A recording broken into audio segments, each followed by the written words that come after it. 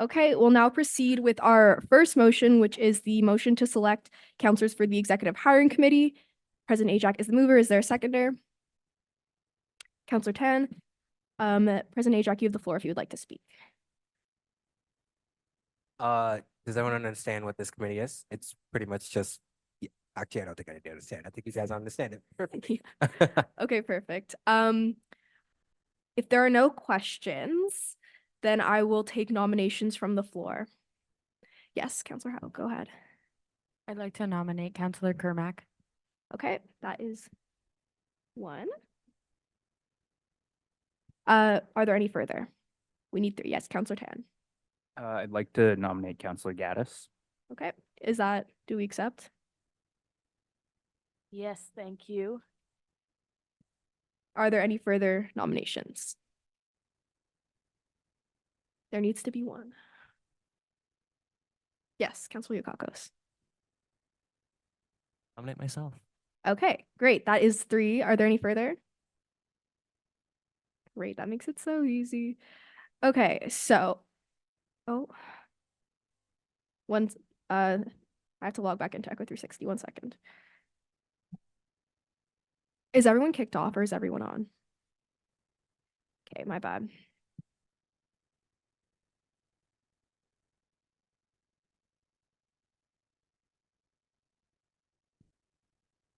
Okay, you should be able to log back in.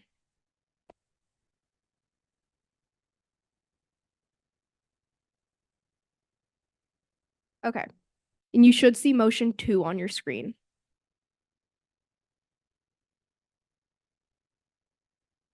Yep, that's what you should see. You should see it available. Okay, so our three nominees for the Executive Hiring Committee are Counselor Kermack, Counselor Goddess, and Counselor Leokakos. And this is a vote of confidence. Please go to Echo 360. To vote in favor is to vote in favor of the three nominees.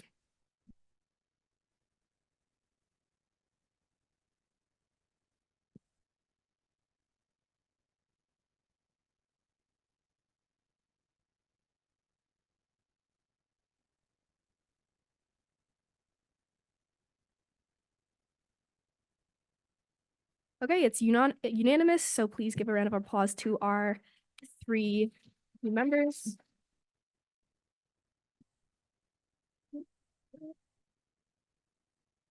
We will now be electing one counselor to sit on the club's governance board. To clarify, to sit on this board, you'll need to be a non-returning counselor as well for the last one. As well as for the last one, you'll need to be a non-returning counselor, so you don't have plans to be a USC counselor next year. So are there, President Ajak is the mover. Is there a seconder? Counselor Goddess. Are there any questions? Okay, if there are none, I'll take nominations from the floor.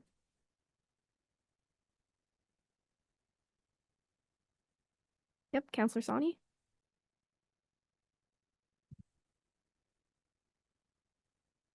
I would like to nominate Counselor DeStassi. Is that accepted? Accepted. Okay, great. Are there further nominations? All right, if there are none, this will also be a vote of non-confidence. Please go to Echo 360.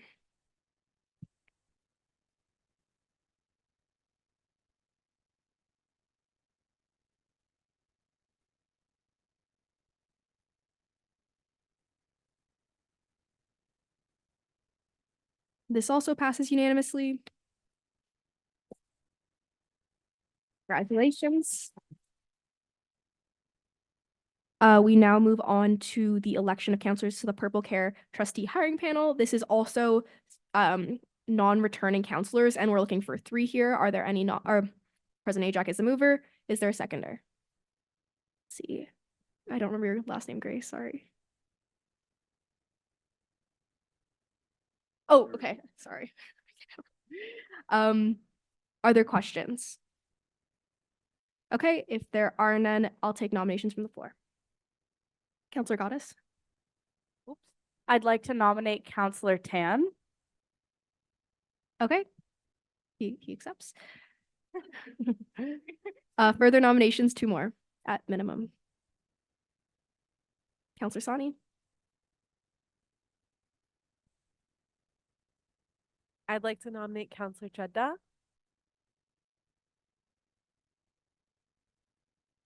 Is that accepted? Okay. And 1 more. Minimum. Yes, Counselor Leokakos. I nominate Counselor Slavsky. Okay. Counselor Slawski accepts. If there are no further nominations, looks like there are none, please go to Echo 360. Again, this is a vote of non-confidence for the 3 nominees.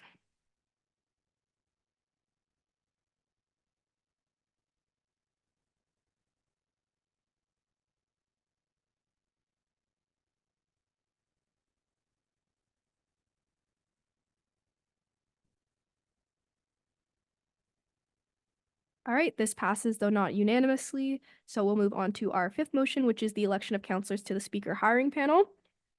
We are looking for 2 counselors that are outgoing and non-returning. President Ajak is the mover. Is there a seconder? Counselor McDonald. If there are no questions, then I will take nominees from the floor. We're looking for 2. Counselor Flaherty. I'd like to nominate Counselor Thornton. Is that accepted? Okay. Go ahead. I'd like to nominate Counselor Lamb. Do you accept?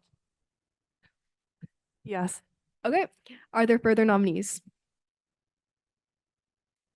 If there are none, then I will open Echo 360, and this is again a vote of no confidence for our 2 nominees. Again, Melissa writes all the nominees in the agenda, so if you want to follow along there, that's the place to do it.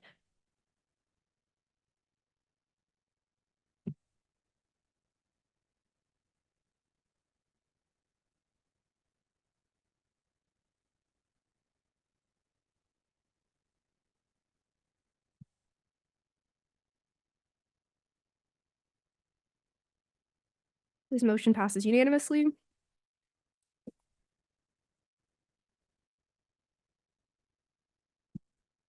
We'll now move on to the executive reports. So the mover is President Ajak. Is there a seconder? Councilor Leokakos, the exec, you have the floor.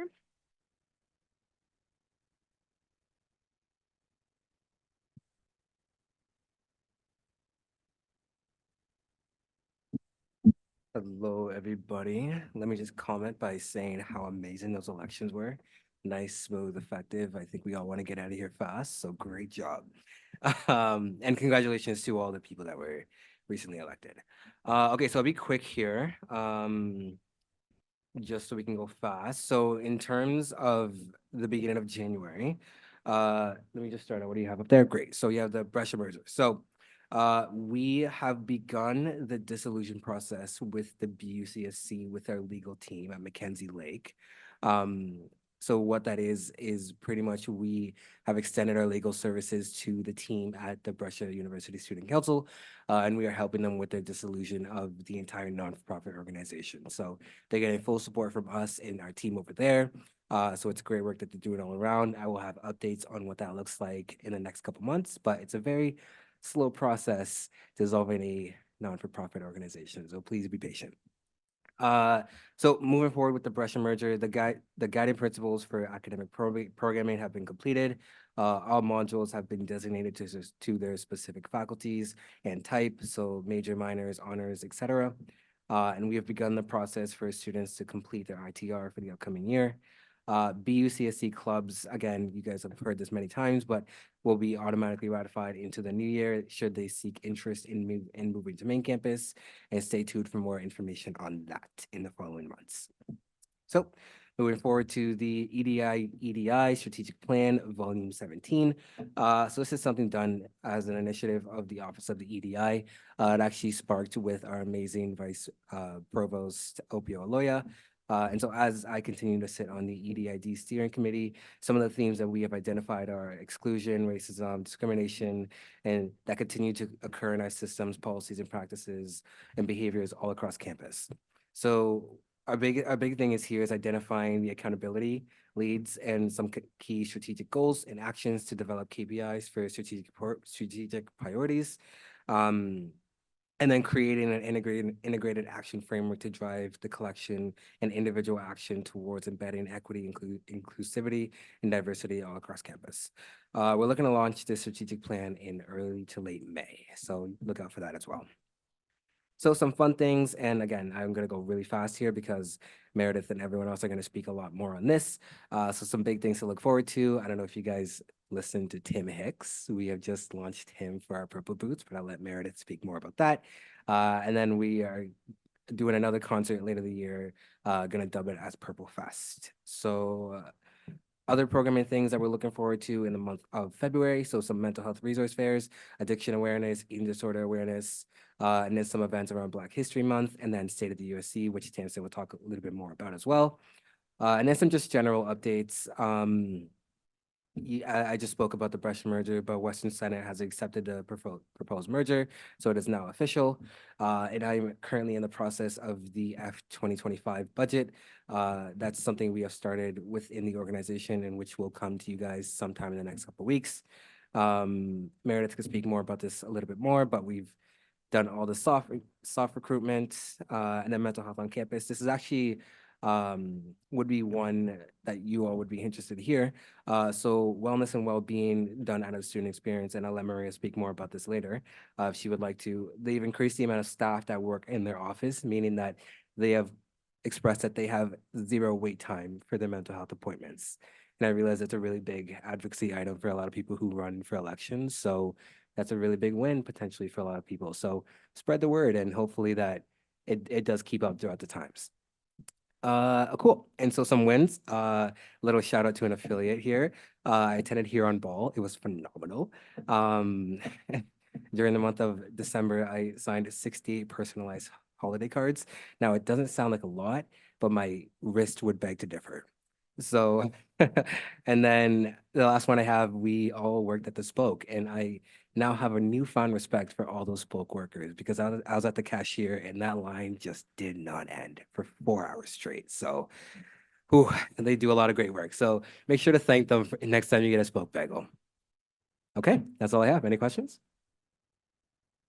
Hi.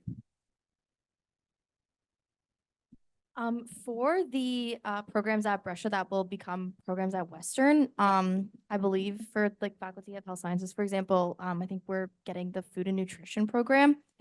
So given that for health sciences, there is a counselor for each program of study, would there be an opportunity for there to be a food and nutrition USC counselor? That's totally it. No? Thank you, Melissa.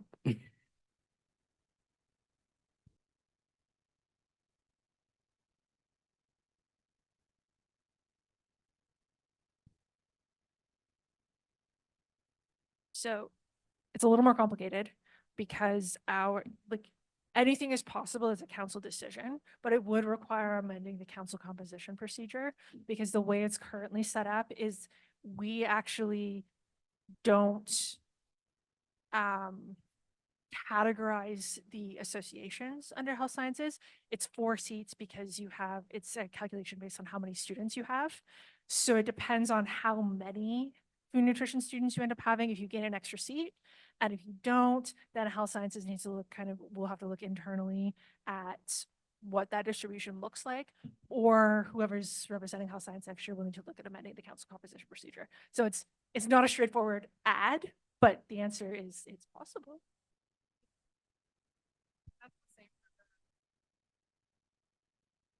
The Human Development and Family Studies program. Same thing. Yep. So the way the council composition procedure is written, it's X number of seats per 1,000 students.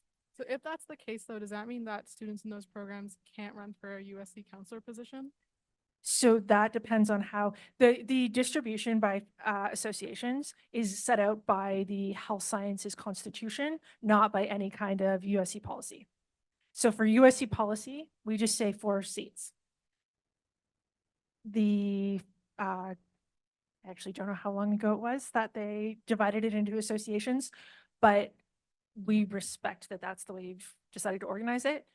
So that I think off the top of my head, the 2 options would be see if there's more, like if you tip over into the next 1,000 and then you get a new seat anyways, look at reorganizing internally or amending the council composition procedure. We'd have to look at what makes the most sense based on once we have actually got the numbers for intent to register and that kind of thing. So that's like something that you're saying next, okay. I think it'll be next year. I'm happy to talk more about it one-on-one if like I can walk you through it, but yeah, probably next year.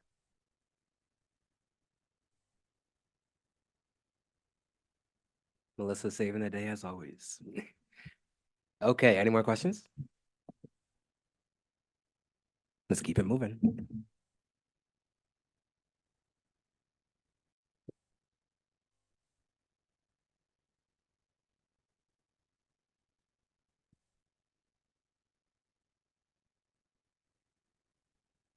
Hi, everyone. So my report is a little long, but I'll speed through it. So end of November, I joined VPEA at USA Student Advocacy Conference at Queen's Park. I'll let her talk about it more. An update on the kosher and halal motion that was brought up last council or last year. So I had a joint meeting with Western Halal and Hospitality, and we just figured out how to support our students now. There should be a Gazette article coming out in the next few weeks talking about the journey of this motion and the timeline. But I think I would like to announce that this motion has been successfully completed in my eyes. Yeah.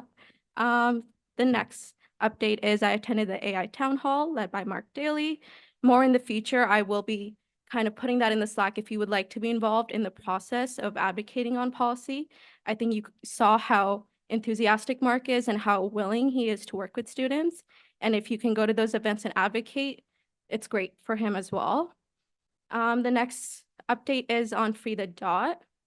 So our survey had over 482 responses. My team and I turned that into a report, sent that to Provost Florentine, and our 2 last recommendations can be seen at the end of that report, which is focusing on extending this program to the rest of the campus, so going beyond 150 bathrooms. And the next one is making sure that Western commits to putting it in their operational budget. So moving forward, it will be within their budget to keep funding it for the next few years. My next update is my student experience coordinator and wellness coordinator. They had pre-exam mental health kits that we kind of advertised over the summer, over the exam period. And then we also kind of showed mental health resources. We put those in those care packages. Next is the EDI data working group. So the EDI office will soon be putting out a consensus, a survey. It will be called Wide Survey. It'll be coming out end of January. My wellness equity coordinator had an ASL workshop end of November, and we also conducted an accessibility survey. So we're going through the results right now to figure out where our advocacy should be moved for this coming semester and just future years as well. Got to work at the Spoke again. It was going back to my humble roots. I worked all 4 years and it felt natural to be back. My next update is my academic coordinator and student appeals coordinator. So a video was out for academic offense versus appeal. Just like you saw how ChatGPT could be an appeal, we kind of talked about that in the video and asked students. We also had a career summit this past Saturday. We had over 90 students come out on a snowy Saturday morning, which was really exciting. And that was a collaboration with Western International and Careers and Experience. The next thing is my UA budget submission on Western University's budget. So I have a link on that and we have a motion later on, so I can talk about it there. The next thing is the Reading Week Senate motion. So I don't know if you've seen, we sent out a survey today. So on January 8th, I voted against it at SCAP. I had asked you guys on Slack how you felt, and it felt like we like where it is. So that's why I voted against it that day. After that went forward, it just felt like students were still not being heard. And I decided to email the chair plus other SCAP members before Senate, which was last Friday. And I was able to manage to table that motion before it could even go to Senate. So what I'm leading now is student consultations. So as of 4/21, we already have 1,295 responses. So this will keep going until February 5th. Please send it to your friends, roommates, whoever. This change is going to go effect in the next few years. And from what I can see, there's so many reasons where it should stay in November. My next update is I attended the Quality Assurance Academy along with Gia, Jenna, Mariana, and Sharif and Laura. So I'll be participating in an internal review for Western programs. And then my last completed is VP Academic Roundtable. I actually had it before this meeting with special guests Marissa Medeski and Susan Lewis, and we discussed academic considerations, previously known as SRAs. And then for ongoing, this is a motion that you'll later see tonight, but it's rebranding experiential learning paper to work integrated learning paper. Again, ongoing is the student consultation. I really need you guys to fill out that survey, repost it. It will be moved up 3 weeks earlier. And I know that doesn't sound like a lot, but when you're studying and don't have that break in between exam season and midterm season, it's going to feel like a lot. My next update is Free the Dot and Booster collaboration. So video will be coming out soon, kind of like with an announcement. I'm working with Western on that, and also stickers. We love stickers. Sunday mentioned an EDI strategic plan. I'm working with Dr. Opio to kind of consult with students and hopefully bring him to council. Sunday also mentioned no wait times. So Dr. Sonia Malone, she's the interim of student wellness and well-being. So I'm kind of figuring out why there are no wait times, and we don't want to overwhelm those resources. So just supporting and doing surveys to figure out, are students using more virtual resources than in-person resources? And if they are, how can we better equip in-person resources? Next month, you guys will be seeing an LGBTQ stance. This month, I'm also working on a ChatGPT and AI video. So again, what Mark touched on, we kind of need to normalize talking about AI. He started off us with that conversation. I want it to keep going. I think he touched on how we can easily put things in ChatGPT and turn it as a learning tool. And I think I want to be able to give students those prompts on how to use them. The next one is University Affairs portfolio changes plus USC budget. Seeing how successful Career Summit is and how many students wanted to sign up, but I had to shut it down. I had over 280 students who wanted to do it, but I had to cut that in half because we weren't expecting that. So having like a budget line for professional development events is what I'm hoping to see. And then I'm also looking into the effectiveness of student appeals coordinator, may have to be combined with the academic coordinator. And then SRA, not SRA, we're not calling that, but motion, consultations plus lobbying. So I've been connecting with senators, talking to other student unions on how their academic considerations are going in McMaster, Queens, and just, I had this conversation at the VP roundtable today. And then upcoming, so second semester, we passed that mental health policy paper last semester, so I'm just going to be doing different initiatives to kind of talk about that recommendations and let students know. Accessibility committee initiatives with collaboration with student experience. Today was Bell Let's Talk Day, so that video should be coming up soon. I'm collaborating with Brusha student on a student academic social collaboration, and then I'm on the OWL Migration Plan Advisory Committee. So if you are in a class where D2L is kind of begun, I'm on that advisory committee to figure out how we can best support that students to go from OWL to D2L, and then BP one-on-one, and then GBSV advisory committee. And then my wins, I had more than 3. Making a gingerbread house, question period at Queens Park. Very interesting to see leaders yell at each other, if I can say that. Watching the new Hunger Game movie, and then wearing a Harry Styles shirt at Taylor Swift party. That's all. Thank you.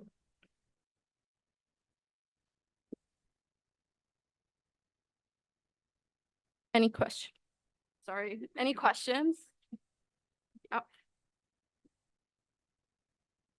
Question regarding the owl migration Yeah. plan. So once like swing, I believe, starting next semester or in fall. Will like the current OWL page be like gone, so you can't access like previous courses you've taken, or like still be live? I think it will be gone. So right now they're introducing it to a few courses. By March, they're gonna have more than a few, and by the end of April, like every student will know that it will, like OWL will discontinue. So if you have anything, I would save it. There's no guarantee. Awesome, thank you. Yep. Gia?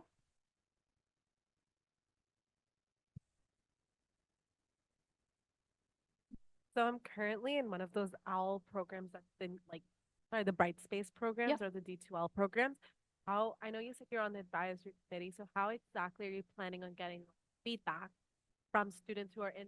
I've had a lot of issues with it, which there's like a separate has helped me. Yeah. But like, how are you guys planning on getting feedback for that? And like, Yeah. So a lot of the meetings I've been in, there's just been updates. So it's been a lot of like logistics where I have been providing that student feedback is like the letter they send out to students informing them. So like making sure that was student friendly. Like D2L, like this change is in place. There's nothing we can do to reverse that. I'm just trying to help make that process easier and more understandable when they're communicating to students. So if you are looking for more like an in-depth report, I can come every month and kind of let you know what we've discussed. I can also share that on Slack. But a lot of the updates are just like, they're letting us know, so I can let you know. So there's not really a place for that much student feedback. Yep. No problem. Yep. So a lot of clubs and like our faculty council, for example, use OWL as our kind of platform. Yeah. So is there going to be the option to create D2L pages for councils and clubs and such? I believe I will get back like for an exact answer, but I believe so because that's what also Western admin uses whenever there's a committee. So they should be implementing it same way. Yeah, I can check on that though. Anything else? Amazing, thank you.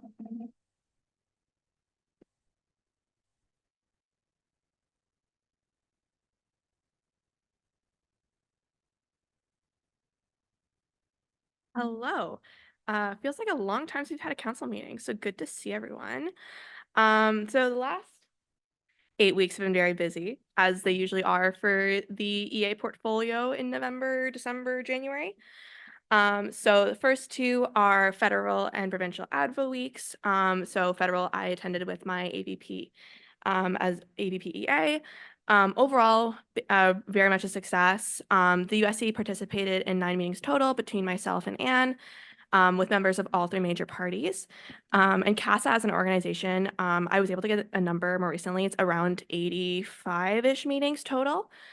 With different MPs, including with some high-ranking officials, important stakeholders like Universities Canada, as well as with either both cabinet ministers as well as their offices, as well as the Prime Minister's office.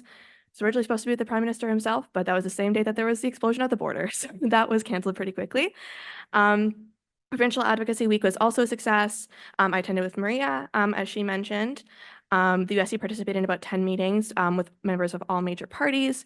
With some of these, I also flagged that we had meetings afterwards too, so there'll be a slight deviance in some of the numbers, but overall a success as well. Around 35 meetings out of 124 MPPs for provincial. So again, pretty good numbers and has been pretty consistent.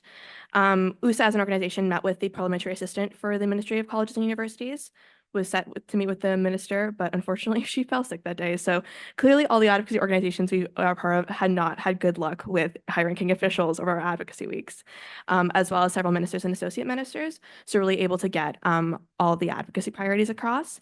I'm not going to repeat all the advocacy priorities back at you because I told you the last 2 meetings, and I'm sure you don't want to hear me list them again. But I'm happy to list them again if you guys don't remember. During USA Advocacy Week, it just so happened that Western had their Advocacy Day receptions on during that week, which works out perfectly for us. It was a great opportunity to meet with both Western admin and hear some of the things that some of these themes that they were advocating on, as well as meet with MPPs, some staffers, as well as an evening reception with more staffers, Western USC alum, and community partners, which is all really great for finding out more about what our partners are advocating for and other ways that we can push our advocacy priorities. Also in November, the Blue Ribbon Panel report was released, which sounds very boring, and it kind of is, but is also very important.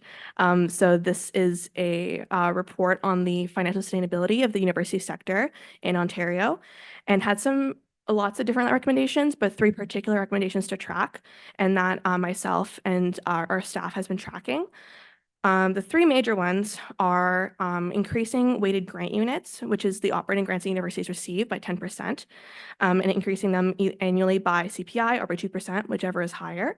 So that's an important part of university funding. The 2 major sources of funding for universities, which we'll get into later with some of my motions, are tuition as well as weighted grant units, and weighted grant units have not increased in value since 2008. So have not been have consistently been very low, especially nationally.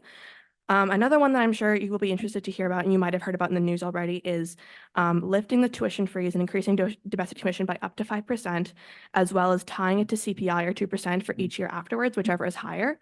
So Ontario has been in a tuition freeze for domestic tuition since 2019. In that year, tuition was also cut by 10%. So basically, for most of you during your entire university careers, domestic tuition has been frozen. And because of some of the larger concerns and some of the larger issues around university funding, this is one of the recommendations that has been put forward. We're continuing to monitor it. Nothing has officially come out yet, but we are monitoring closely to make sure to keep an eye on what's going on, and so we can advocate effectively on behalf of students on this. And the final one is increasing OSAP grants for students with financial need, particularly for low-income students. So parts of OSAP, parts are grants, parts are loans. The recommendation is to increase the percentage of grants granted to low-income students. So the minister has yet to respond to the panel report beyond asking universities to find deficiencies. The whole sector is kind of waiting on bated breath on this, so we're going to see what happens. But it has been a continuous discussion, and there has been continuous pressure from both universities, colleges, as well as USA in terms of wanting to hear what the minister has to say on the report. In terms of a federal win, extension on lifting study permit work hour cap until April 30th, 2024. So this is just to make the change that international students have been working under for the last 18 months until the end of the year, so that they are able to effectively provide for themselves during the rest of the academic year. The minister has expressed interest in looking at other options, including increasing the cap to 30 hours. Some other changes that came out in December include increasing the required funds for international study permits from 10,000 to 20,000 to keep pace with low-income cost of living, which had not increased since 2003. So this is just to give international students a more realistic idea of what the cost of living is like in Canada currently. And in addition, they have talked a little bit more about that they started talking about over the summer with the trusted institution model. This has changed dramatically since I wrote this report. And one of those things is if you are all paying attention to the news, you might have seen that the federal government announced a cap on study permits for the next 2 years for international students. So this will result in 35% reduction nationwide for study permits. And depending on how that cap gets rolled out, because it's by population, Ontario could see a reduction in international student study permits by up to 50%. So this is still very, very new. It was leaked on Friday and it was officially announced on Monday. So we are still finding out information on this, but we are watching to see what this will look like. So lots of stuff going on there. The municipal multi-year budget draft was released. I'm not going to get too into the process, but the City of London uses a multi-year budget. So they make big spending projects for this year up until 2027 to align to the strat plan. So this is the year we're able to ask for, or they put forward bigger budget considerations, bigger investments, so that aligns with their strategic plan and what they're looking for towards the city. There are several cases of interest, including on transit, housing, and road safety. And I have integrated some of those cases of interest into the Municipal Advocacy Week recommendations. We're also working on coordinating PPM remarks with some other student associations, particularly with Fanshawe. We're working with the affiliates as well to kind of make sure that we have a united student voice within these PPMs. PPMs is public participation meetings, so like when we get to speak to council directly, and attendance at town halls. We also are working on a letter writing campaign, so I'm just finalizing some draft letters so that we can send those out to all of you. So if you have budget items that you're particularly passionate about, you can send those to your city councilors, talk about why those are things that matter to you, which I'm sure sounds very boring, but there are a lot of things that are very important in there, such as transit funding. So right now there is a city survey on priorities as well, which I can share the link with you.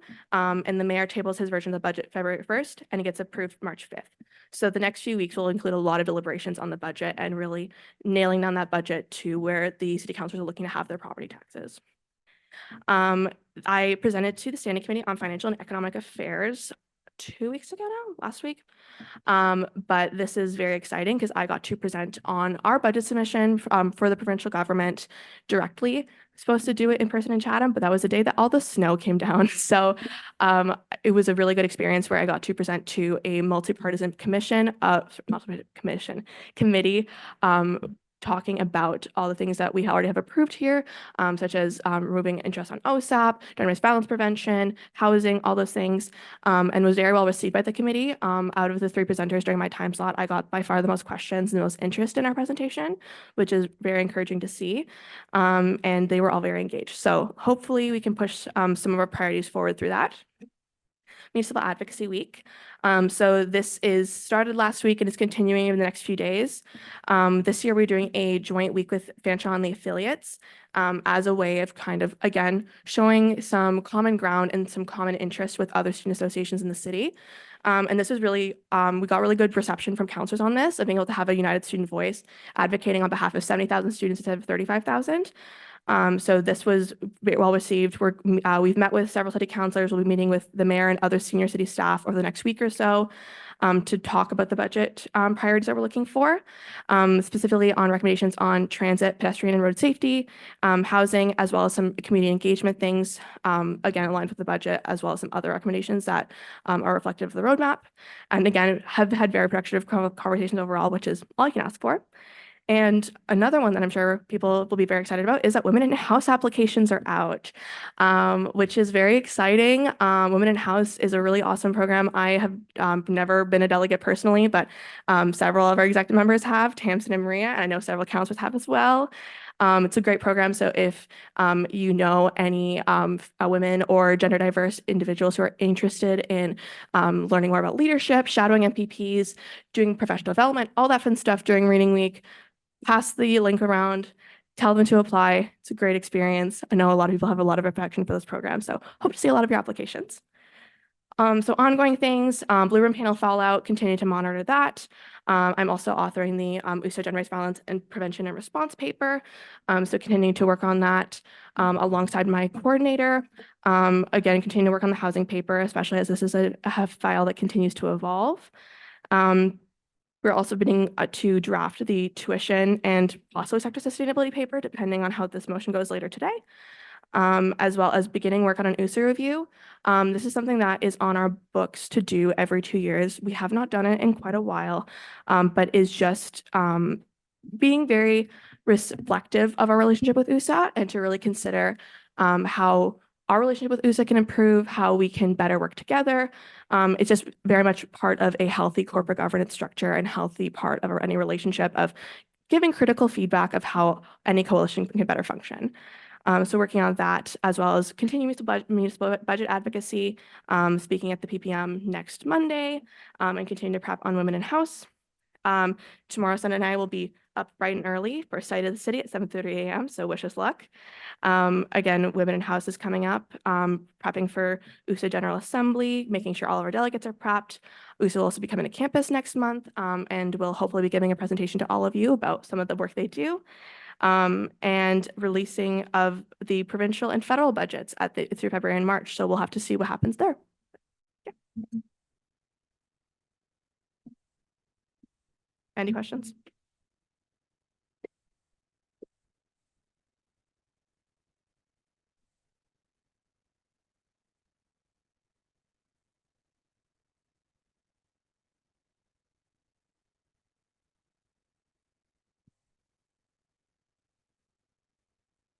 Hi guys, it's me.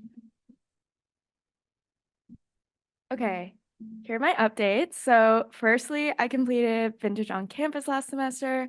It went really, really well. So we had like a really good turnout, and we're planning another one for this semester at the end of March, which is super fun. I also asked them to lower their prices because I know it was really expensive. We also did like coffee and Weldon with student experience, which was really fun. We're doing that again this semester. We ran out of our coffee and hot chocolate and cookies and stickers, so that was really nice. We had therapy dogs and a petting zoo in December. The giant rabbit really scared me, but a lot of people liked it, so I'll bring them back this semester. We had late night breakfast. They were packed each night. We also had our Taylor Swift night last week. We sold like over 400 tickets online beforehand, which was really, really good. So we were really happy with that. We also lowered the price. So I'm trying to keep the prices like either free or low so they're accessible. And then ongoing, as Sunday mentioned, orientation's going really well. We've started planning for next year. All our LSTs are hired, and we had our first training night, which went really well. And then we're having our second training next week. And our general soft apps are open right now for another week.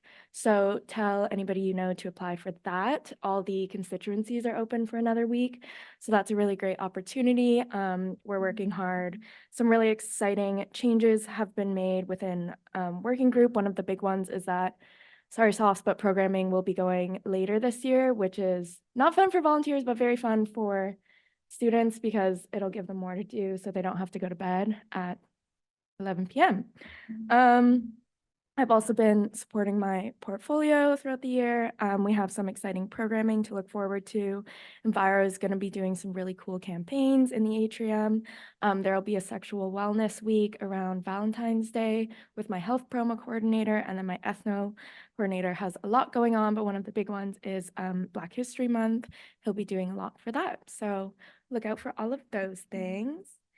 And then finally, upcoming / ongoing, I didn't write this with the right timeline, but craft nights have started. The first one was last night, so really, really good. We also sold out of those in less than a day, so I was really happy with that. It's like a new programming idea, so I was really happy that it's going well.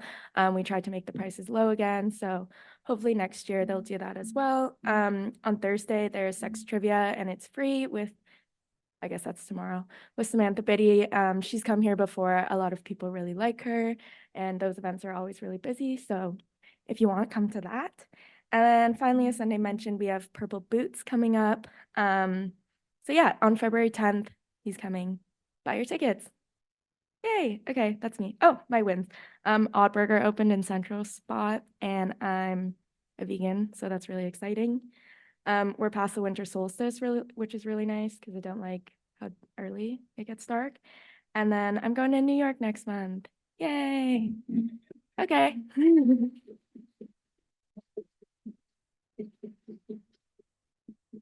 Yes.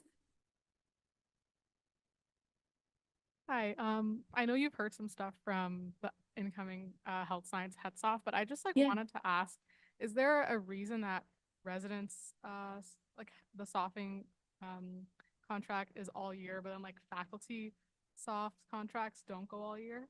Yeah, I was actually just talking to him about this today, and I've just Okay. been talking to some staff.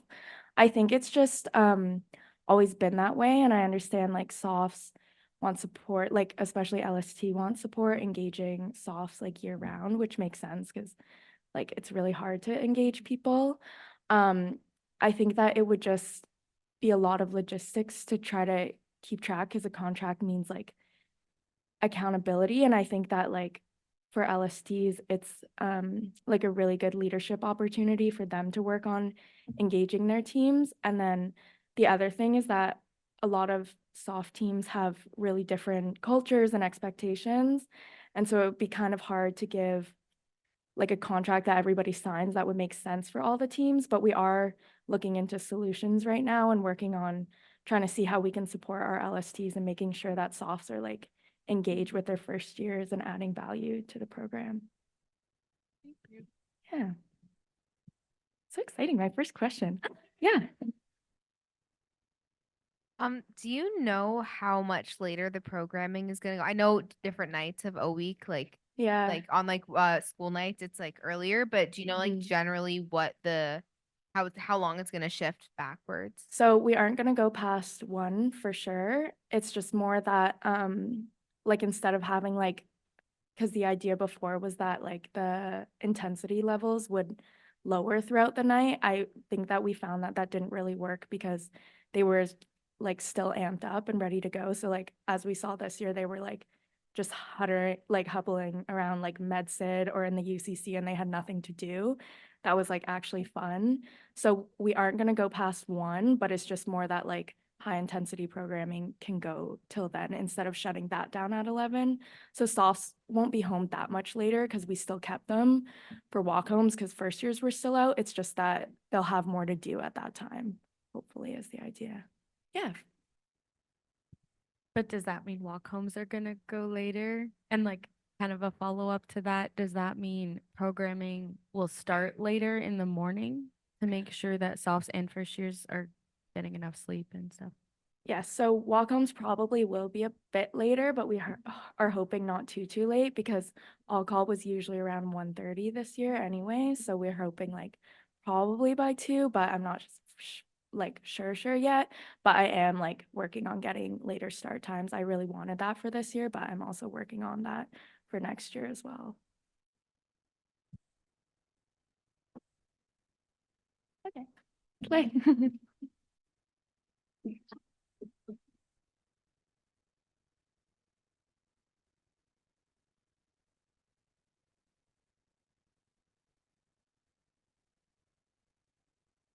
Hi, can everyone hear me?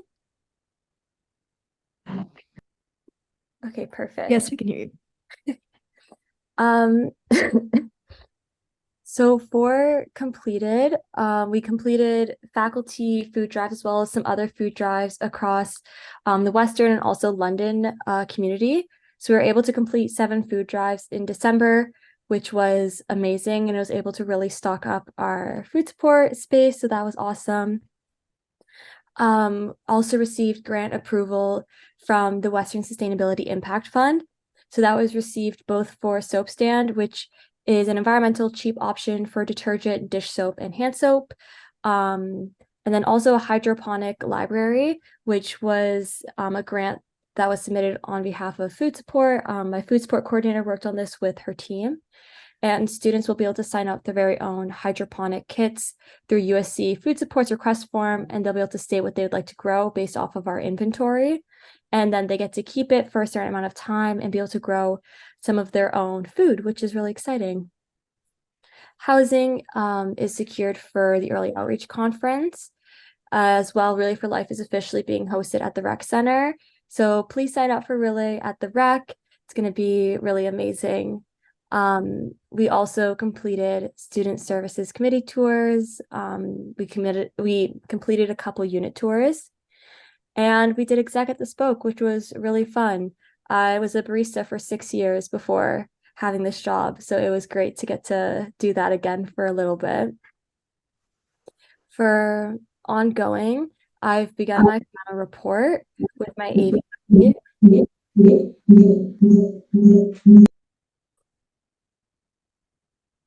So I began my final report with my AVP, which is exciting. I've also begun kind of creating a final report outline for my coordinators just to make sure that we can document everything that we've accomplished this year. And so that way, whoever is coming into my role and into the coordinator roles next year has some really great information that they can use if they'd like. Also been assisting coordinators with their keystone events. So that has included helping with venues and spaces, securing talent and programming, and helping to manage their budgets. We've also found a better delivery method for food support. So it's just some logistics changes that have been happening behind the scenes for food support. And this is just done so we can get food to the center quicker and more efficiently, and just trying to find ways to get food support to run better and better. And then for what else is ongoing, we have the menstrual equity hamper program. So that's continuing as it has been. And I just wanted to take a second to thank all the faculties that have continued to participate this year, and really be the leaders that are executing this program. I know it's definitely not an easy task, but I'm so proud and grateful for all the work that you all have been doing, and we wouldn't be able to fill the gaps that we are this year without the help of everyone. So thank you so much. And then upcoming, we have State of the USC. So I began reflecting on what I've accomplished this year with my team and started kind of getting ready for that, which is awesome.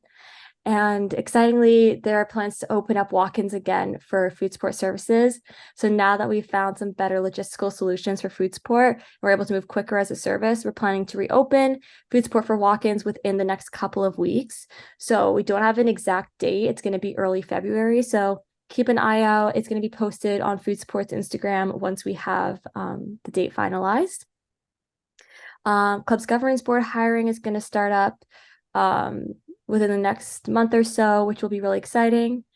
Also planning a club's appreciation event with Sunday. This was a really great initiative that Sunday came up with, and I'm super grateful to get to work on it with him.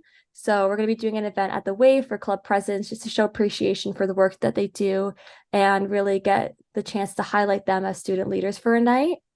And then also the installation of Soap Stand. And then my 3 wins were the Taylor Swift dance party because I am a certified Swiftie. I also got to book flights for my traveling plans this summer, which I'm really excited for. And then I also got to see my pets over the winter break, and that was a huge win because I definitely miss them a lot. But yeah.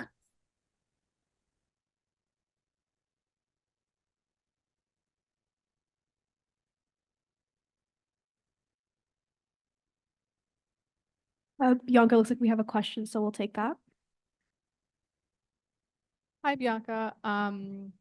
So I know you already know about this, but my faculty has been dealing with some issues with the menstrual equity hamper program, and my team, without consulting me, decided to pull them from the men's washrooms because we've been dealing with things being vandalized, being thrown away, and I just don't feel like it's the right move. So I'm wondering if like anyone from the floor has any like ideas on maybe what the team can do next year, or if you think this is like a good decision or any advice you have for that. Yeah, I can't see who's speaking, but I think I've talked about this with your team before. And I tried to keep my communication lines really open for them to let me know if it had continued, because I know that that was a concern. I think this would be something that would definitely be worth obviously talking about again, because we want to make sure that everyone's feeling safe when they're executing the program, but also that we're keeping it equitable. And I know that can be really difficult at times. So I just want to say that we should definitely speak so we can kind of get to the bottom of this. And I think that also because the advocacy that we're doing is going to greatly can greatly change the plans for next year. Right now, me and Maria are just trying to collaborate the best we can, and she's just been keeping me updated on where the advocacy is at for Free the Dot, because that's going to change kind of how things run this year. My plan right now is that if this program continues, and if we have to keep continuing to fill the gaps next year, that we have some dedicated volunteers that are able to go and distribute these products, so it isn't put as much on like the faculties themselves to execute this program. So I'm not sure if that sounds like something that might be helpful, but I would definitely love to speak more about it. Yeah, that sounds really good. I think I would like to see that happen for next year. But yeah, I'll reach out to you. Thank you. Yeah, of course. Thank you so much. Okay, then we'll move on to Tamsin unless there are any further questions.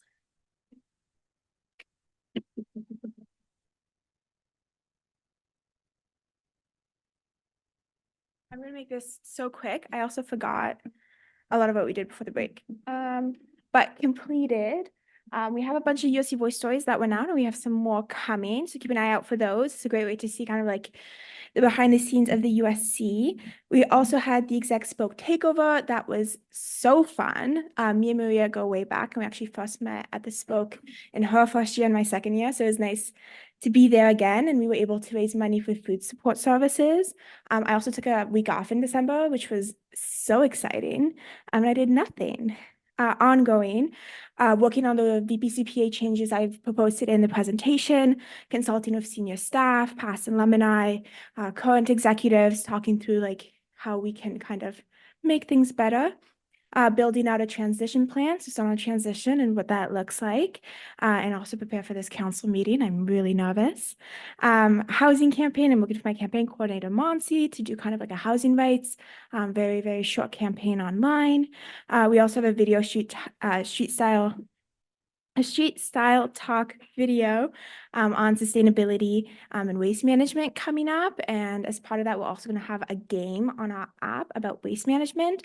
You can win some really fun prizes, and the questions are going to be really easy. So keep an eye out for that. It'll be out on socials.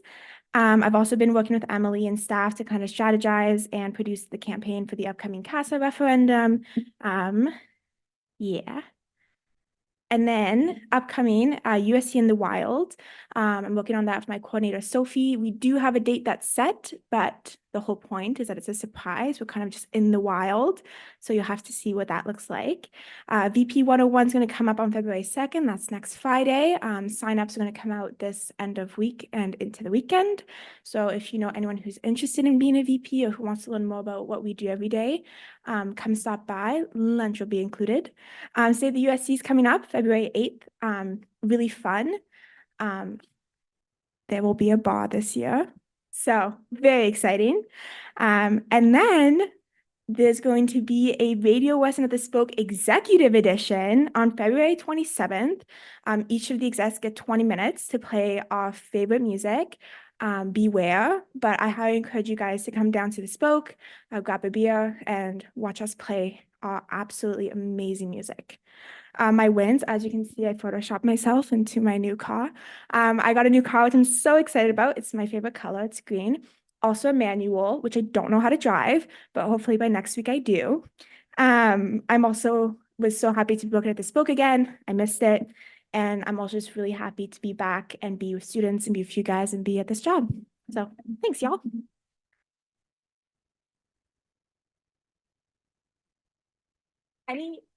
Any questions I forgot to ask? Yeah.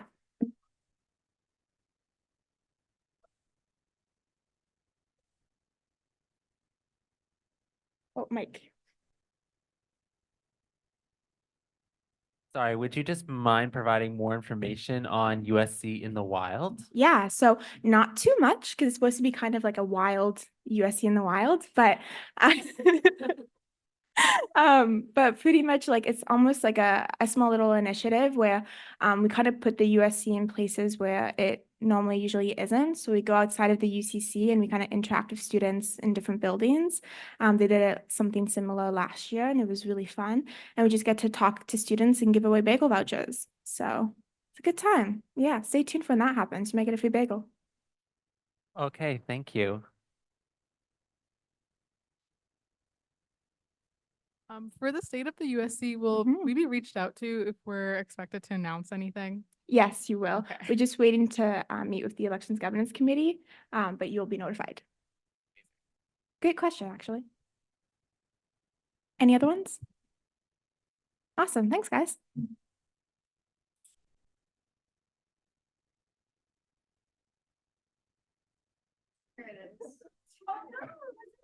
Sorry, I downloaded before I got updated. It is me. It is me. It doesn't look me. We can clap for that. Okay, as always, we will do the voting for our exec reports in the second half of the meeting, which will take place next week. We're doing the EA motions first.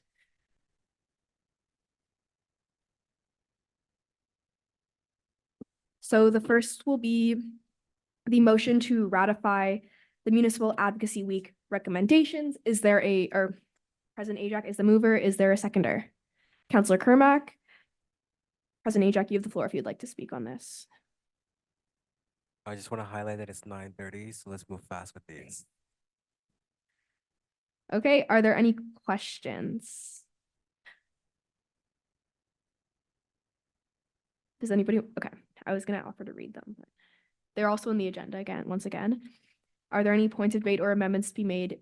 Actually, sorry, we're in the first half of this meeting. Points of debate or amendments will be delegated to the second half of the meeting. So with that, we can move on to our next EA motion, which is the motion on the stance on increasing university operating grants. President Ajak is the mover. Is there a seconder? Councilor Yele, President Ajak, you have the floor. Okay. We presented. So sorry. Passing it to Emily.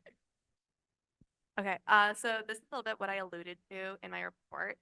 I'm not gonna get too into university funding because I know it is probably very boring, but I promise this is really, really important. All the services that you use as are funded partially or entirely depending on the structure of funding, including mental health services, all those things through operating grants. Currently, universities are not doing well in Ontario in terms of finances. And one of the recommendations of the Blue Room panel is to increase those operating grants and to tie them to CPI or to just generally increase year over year to keep track with inflation, to basically make sure that universities are not as reliant on international tuition, on domestic tuition in order to operate. So right now, this is something we don't currently have a stance on, but that has a really big effect on your student experience. So this is why we're bringing this forward. And yeah, so this is just to increase a one-time 10% increase in the weighted grant unit, along with those incremental increases year over year, as recommended by the Blue Room. Great. Are there any questions on this motion? If there are none, we will move on to our next motion, which is the motion to expand tuition policy paper scope. President Ajak is the mover. Is there a seconder? Counselor Haug. President Ajak, you have the floor if you'd like. Off them. So similar idea as last motion. So currently our tuition policy paper that is up for review this year is only addressing tuition, which of course is a hugely important topic for students. But again, a big influence on whether tuition increases, decreases, is whether universities are getting sufficient funding from the province in order to operate. So Ontario also is the lowest gives the lowest amount of public funds to universities in the entire country currently by a long shot. So in order to be able to effectively advocate on tuition, a conversation we've been having within our advocacy team has been about not only advocating to keep tuition low and to keep freezes where possible, all those things, but it's also to give universities another way of being able to fund themselves, being able to keep the lights on, all those things. So through advocating for more government funding and trying to make sure that universities are not just publicly assisted, which they currently are, making them more publicly funded by giving that increase, and also just making them less vulnerable to trends or crises within the market. But it's just generally making sure that we are able to keep tuition costs low by getting those other funding sources and really have, instead of advocating only on one piece of the pie for funding, be advocating on all of it so that we are not missing areas. Okay, great. Are there any questions on this? If there are none, we'll now move into our in-camera session. So I did notice a few questions on that. Sorry for not clarifying sooner, but basically, in-camera refers, I believe camera is for Latin for chamber, meaning just those voting members or resource members are allowed to be present and listening during this session, meaning that we are asking those in the gallery and as well as tech, sorry y'all, to exit while we have this session, and to turn off the Zoom for this session. And then we will proceed.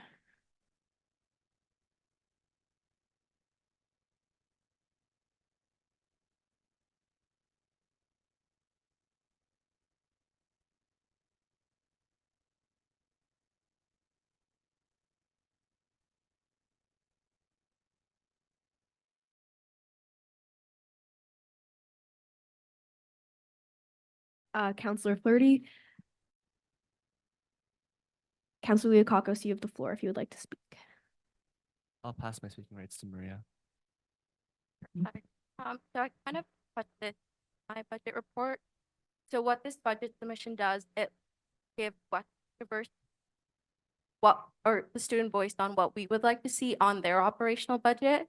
So during a standing committee meeting, and then it was also passed by council, we voted on 3 themes: mental health, racial equity, and gender equity. If you open up what's in the you can see I've listed all the priorities. Mental health is letting the university know to invest in a strat plan. They haven't started that. The last one ended in 2023 and the report hasn't even come out yet. The other priority is gender equity, again, touching on the dot, expanding it to the rest of the washrooms, but also putting it in their operational budget. And what you don't see here is racial equity. And the reason for that is after talking with Dr. Opioleo, who's the AVP EDI, the recommendation I was going to put forward is to ensure that there would be more prayer rooms on campus. But after consulting with him, he said to focus on the first 2 as their office is already working on it. So the recommendations that I will be sending to Provost Florentine, Lynn Logan, and Ruben is the document. So this motion is kind of just lets me send it to them. Yeah, I can take any questions. Yep. Was there no way to replace the racial equity recommendation with another one? Yeah, no. So it was like a lot of the things I went through, Dr. Opioleo was confident that they were already working on. And the way he saw it was these 2 need to be more prioritized in the budget. It's also harder to put a lot of EDI focus in a budget submission, which this is. Okay, Yeah. thank you. Another question? Any other? Okay. All right, if there are no further questions, we'll move on to our next EA motion, or UA motion, sorry, which is the motion to approve the Changing Experiential Learning to Work Integrated Learning Policy Paper. Counselor Leokakos is our mover. Is there a seconder? Counselor McDonald, go ahead. And Counselor Leokakos, you have the floor. I'll pass my speaking rights to Maria. Okay, perfect. So if you check out the appendix, I was able to give a presentation to the standing committee and they decided to push this forward to council. So currently the experiential learning paper is up for review, but after doing a little background research and we kind of looked at the paper that we already have standing, we would only like to focus on one pillar of experiential learning, which is work integrated learning. The other 2 are very well already integrated into core syllabus and Western's already working on it. So in order to change that topic from experiential learning to work integrated learning, which is a pillar of EL, I would need approval. Are there any questions on this? All right, if there are none, we move on to our next motion. This one comes from the ACUSC. President Ajak is the mover. Is there a seconder? Counselor Sasu is the seconder. President Ajak, you have the floor if you would like.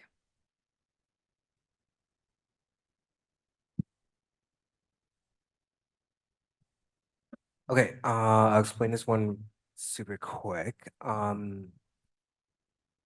The USC likes to pride itself on having governing bodies that are free of any bias or conflict of interest.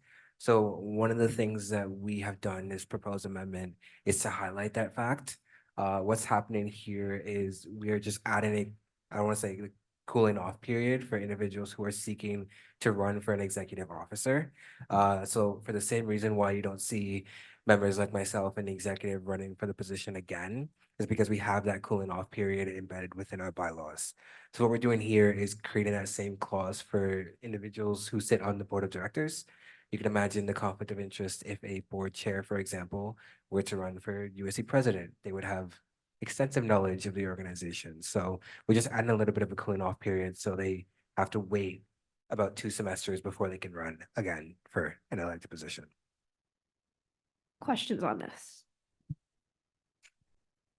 If there are no questions, we move on to our final motion of the evening. This comes from GNF, and it's the motion regarding amending the Vice President, VP Comms and Public Affairs position. President Ajak is the mover. Is there a seconder? Counselor Wang. President Ajak, you have the floor if you would like. Okay. Okay. Are there questions on this? Okay.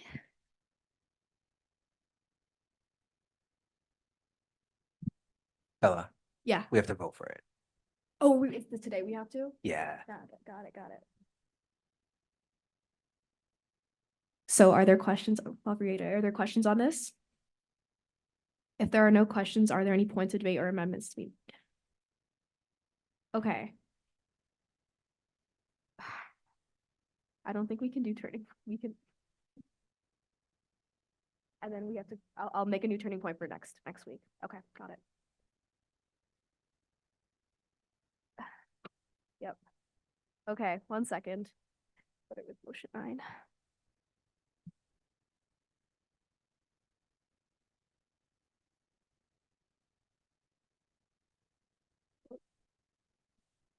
No one vote on anything. Okay, now go to Echo 360 to vote.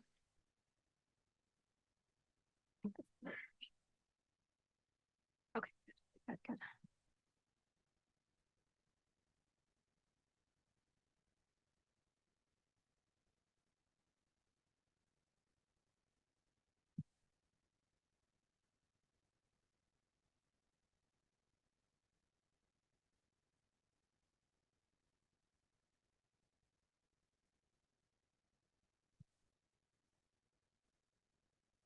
This motion passes unanimously.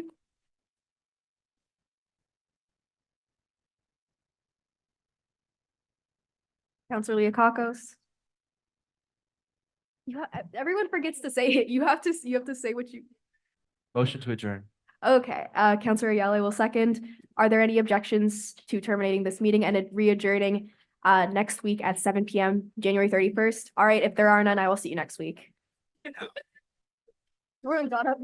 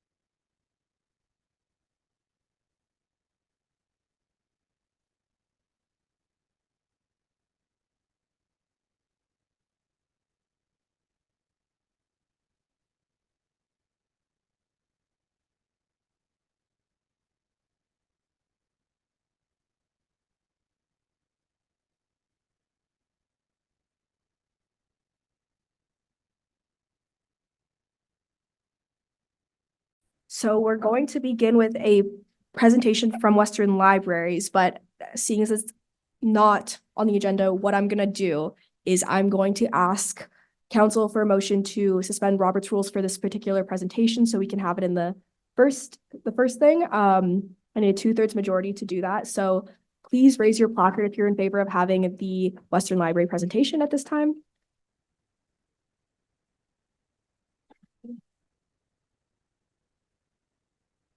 Okay, you can lower. Those abstaining? And then those against. Okay, great. So with that, we can have the Western Libraries come up and speak to you all.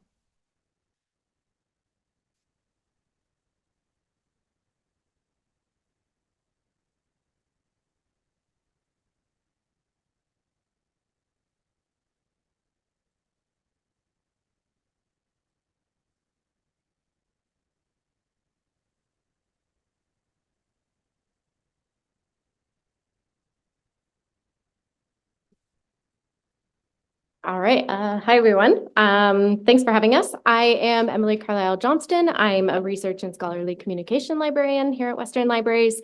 And I'm here with my colleague Samuel Cassidy, who is the head of collection and content strategy at Western Libraries. And we're here to talk to you tonight about course badging and specifically just to have a conversation or get your feedback on the concept and whether, in your opinion, you think it's even worth pursuing here at Western.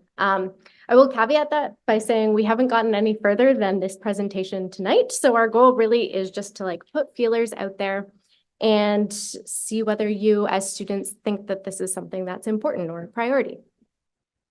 So with that said, over the next 15 minutes, we're going to talk about what course badging is. We're going to share some examples of other schools in Canada that have this program implemented. And then we're going to discuss some of the benefits from our perspective before opening up the floor for your feedback to see what you think and maybe even what you think next steps might be. So we'll start then with what is course badging? All right, thanks, Emily. So what is course badging? The term course badge is often used for micro-credentialing, but in this case, we're referring to when students go to sign up, register for courses, there would be a badge on any given course that would indicate that there would be no textbooks or the course materials would be free to access. So that's what we mean by course badges. Okay, good, thank you. So what types of resources are involved? OERs or open educational resources, one type, library ebooks, another type, and open access journal articles, etc., and books. So in brief, some of the opportunities: affordable education, top of mind for a lot of students, I believe. Partnerships between publishers, bookstore librarians, and professors, and of course, students. That's why we're here today, to gauge your interest. Potential challenges.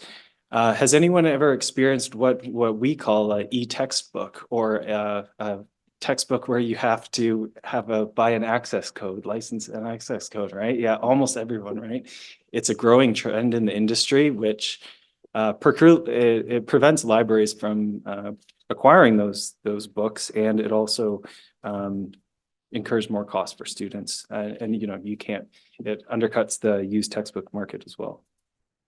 Another challenge is just adoption rate. So a lot of work will have to be undertaken to work with professors to actually get them to engage in this. So a couple of examples. Back to Emily. All right, so I'll speak to a couple examples. There are some schools in Canada that have been doing this for a few years. I'm going to talk about two. First being the University of Alberta, and the second being Kwantlen Polytechnic University. I'm not going to go into too many details about how these things actually work. Just want to give you a sense of what they look like and how they've worked out at the schools that have begun these programs. So the University of Alberta launched a zero textbook cost program in the fall of 2021, and it basically works like this. An instructor will fill out a form. They'll indicate in that form whether there is a cost associated with course materials that they're requiring in their class. So that could be a textbook, but it could also be a novel. It could also be lab books, you name it. And then the registrar's office takes that information and they populate the course catalog with it. So they'll put a flag on a course if there is no textbook cost associated with that course, or if it's a low textbook cost, say like under $20 or so. So then you, as the student, would be able to go into the course catalog and have that information available to you at the time when you're picking your courses. Now, when the University of Alberta's program was assessed in winter 2022, so after 1 year of implementation, it turned out that more than 1,200 instructors had registered their courses as having no textbook costs. That number increased between the fall semester and the winter semester pretty significantly as well. And then that resulted in an estimated more than $9 million in student savings on course materials as a result of having not to purchase those materials. So that's one example. Another example is Kwantlen Polytechnic University in British Columbia, which has had their program in implementation since 2018, I believe. And it works a very similar way. So instructors fill out a form. And then the registrar's office or whoever's populating the course catalog takes the information from that form and flags courses accordingly. KPU is much smaller than the University of Alberta, I believe, but they've still seen quite a bit of success. More than 2,700 courses have been taught since 2018 that didn't have any course material costs associated with them. And they estimate over $7 million in student savings in that time. So those are just two examples. I will say there are a lot more examples in America, and these programs have been around probably longer in the United States. But those programs have also seen similar results. So that leads me then into the benefits. The biggest one, of course, being cost savings here, because these programs give visibility to the idea of no textbook costs or no course material costs and encourage that direction with courses. It also gives students more knowledge at the time of course selection to perhaps pick a course that doesn't have extra costs associated with it if that's something that's important to them. Additional benefits, two that are related, are potential for higher grades as well as student retention, so lower dropout rates in courses. Both higher grades and student retention have been shown in research to be associated with courses that don't have additional course material costs. And then some additional benefits that have been flagged as resulting from these programs include an effort towards sustainability, so less print books that are getting garbaged after, a new edition is rolled out and the old edition is no longer of use. And then particularly in the library, we like these programs because they encourage an open future. So they encourage a future where information is free to access and people aren't disadvantaged simply because they can't and don't want to purchase that information. So those are just a few examples. Those are the ones that we see as being advantageous to these programs. And the reason we're bringing it here is because these programs have landed on our radar a lot over the last few years. With Samuel started to allude to this, but it's becoming increasingly difficult for us in the library to purchase textbooks. Publishers are blocking us for it in order for them to be able to gain more profit. So even when an instructor wants us to purchase, say, an ebook so that their students can just access it through the library rather than purchasing it, we're not able to. So that's become frustrating for us, but we've also just been hearing increasingly about these kinds of programs at other universities. But that's what brought us here, because we know that just because we see the benefits doesn't mean that you see it as beneficial, or that students would see it as beneficial, and we don't really know what students think. So that's kind of the goal for the next few minutes, is just to get a sense of how you all feel about this, and if you have ideas, maybe you have ideas about what it would look like to move forward with this, or what next steps could be if the temperature in the room says that this is something that you're interested in. So we do have two questions in a Menti poll. I'll say it's not an official vote, and we're not making any formal decisions based on what you say in these polls. It's really just a way to see what you all think. So the first question, Samuel wrote it. I think it's something like, is this something that you would support at Western? Yes or no, but then we can take questions and also comments or thoughts about maybe your initial reactions to this idea. Yes. So there'll be one question, and then there'll be an opportunity for you to submit questions through there, but you can also probably just raise your hands to do so. Yeah.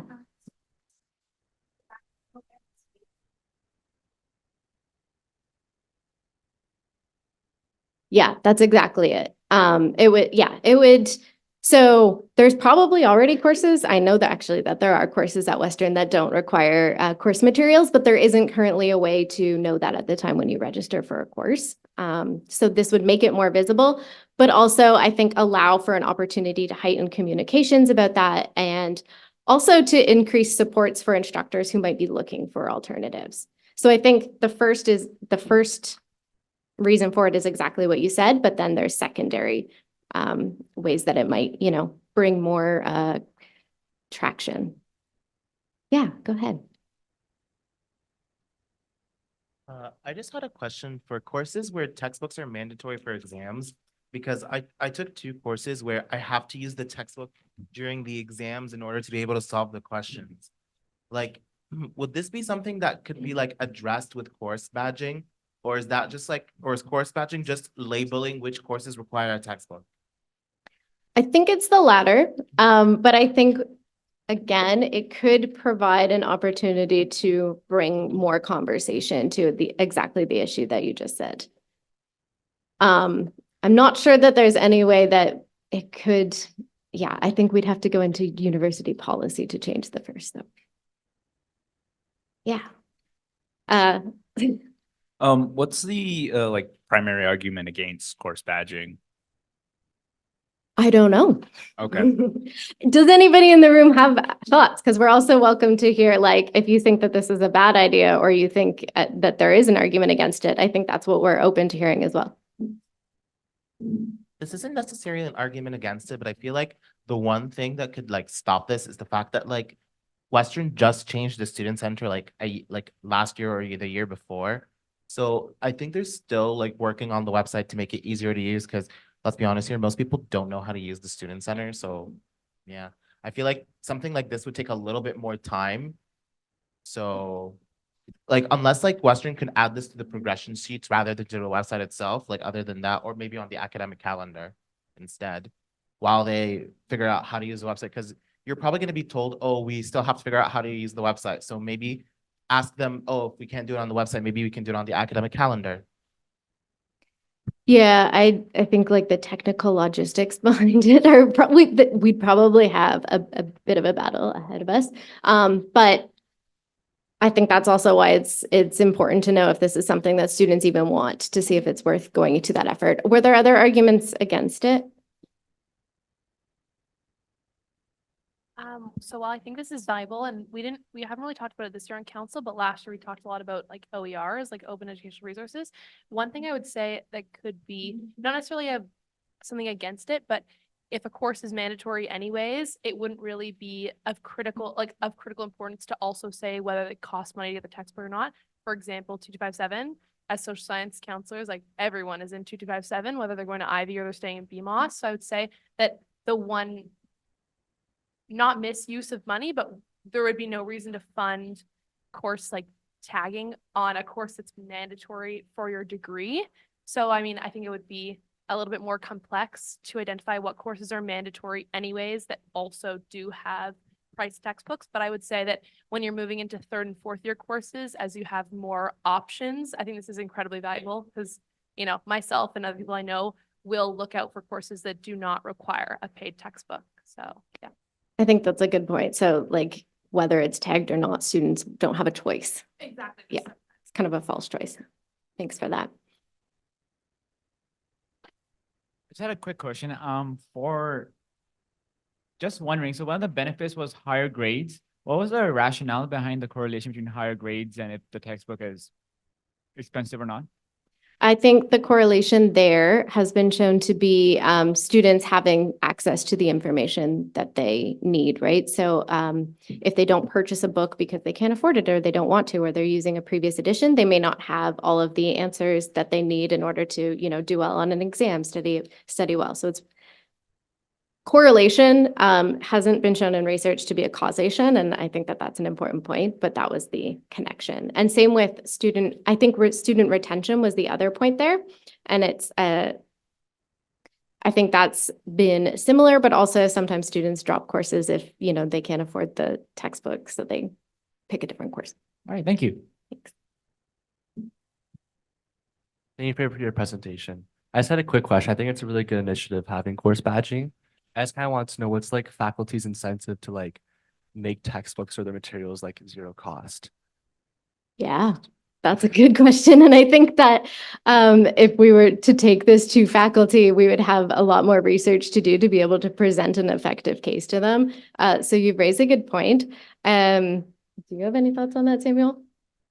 My main thought on that would be that's why we're here today, because if we can get students support and get students to tell faculty that this is important to you, then I think that's a great rationale to bring to faculty. I think philosophically, though, a lot of faculty are now moving in the mindset of, you know, towards an open future. and are kind of prefer to see the academic research they publish open freely as opposed to behind a publisher's paywall. Awesome, thank you. We did look at the poll and it looks like 31 votes yes and no. So it seems like people in this room think that it's, it's important and that's where the conversation is trending. That's really what we were here to gauge. But I think if there are thoughts in our final moments here with you about where to go next, or if you see plausible routes to move this forward, do you have those ideas? Is there anything you'd like to share? Yeah. I'm really in favor of this. I did a women's studies undergrad, and a lot of women's studies courses do like open access resources. And I did like a double minor in history and political sciences who did not have that. And that heavily influenced like which courses I took. I think another thing when we're talking about faculty is I think that you need someone to like start the movement and start like putting those badges out and show that they actually work. So I would recommend reaching out to the women's studies faculty and see if they're willing to like trial this initiative, because I know that a lot of the courses are already like open access. Yeah. Oh, I like that. Starting with a smaller group or a single department and finding champions to go from there. That's a good idea. Thank you. And I would say one outcome that I would love to see from this presentation is like we recognize everyone has a lot of work you could be doing and priorities you have to prioritize. But if this initiative speaks to anyone in particular, we would love to have a couple advocates to work with and to really move this forward. But stay in touch. Do you have our contact? No, we don't. No, we don't. We can share that in some way and you're welcome to reach out. But otherwise, we just appreciate your feedback and appreciate the opportunity to get this in front of students because we haven't up until this point. So thank you.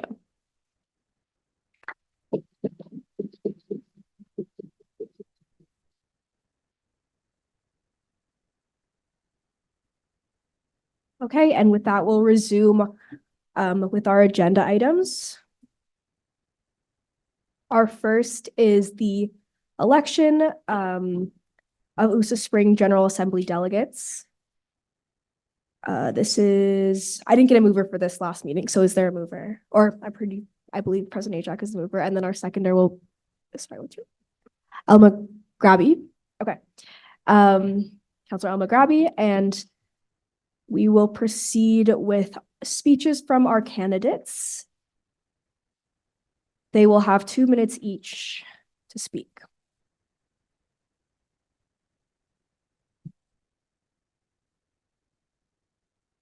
Beginning with Sakshi.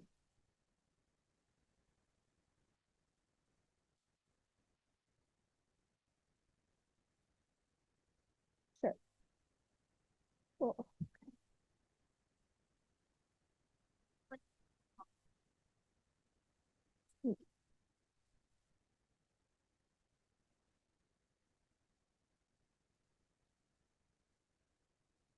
Good evening, USC Council members. I stand before you today as a passionate advocate, ready to represent the diverse voices within our student community at the upcoming USA General Assembly. My journey as a proud philanthropist and founder of the Able Hearts Foundation, which advocates for marginalized communities, has represented my commitment to advocacy as more than just a passion, but a deeply rooted belief that every individual and student deserves equal opportunities and fair treatment, which positions me as the right person to be a delegate.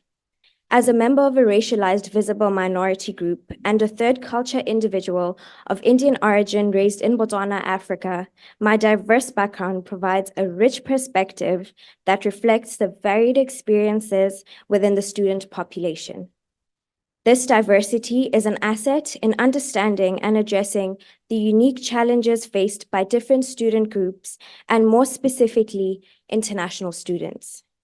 I have personally undergone the transformative journey of adapting to a new academic system and integrating into Canadian culture, and so I am well versed in international student needs and am ready to advocate for improved mental health resources and support structures to assist in the transition into Canadian society. Having personally been a victim of racial discrimination, I understand the urgent need for policies that champion inclusivity and anti-discrimination measures. My advocacy is fueled by the desire to create an environment where every student, regardless of their background, feels valued and respected. I believe communication is key, and I bring effective communication skills to the table. Whether it's overcoming challenges or articulating the needs of diverse student groups, I am adept at expressing complex issues with clarity and empathy. In conclusion, I am the right person to represent students at the USA General Assembly. I am ready to bring students' concerns, needs, and voices to the forefront of the policymaking process. I believe in being a voice for the voiceless. Thank you.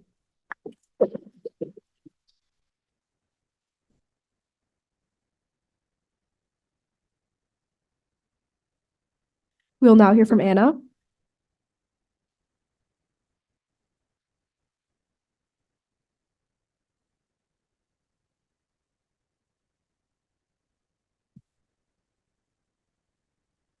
Good evening, counselors. My name is Anna Chauhan, and the next 2 minutes are going to be a small introduction to who I am and hopefully a strong case for me becoming your USA delegate.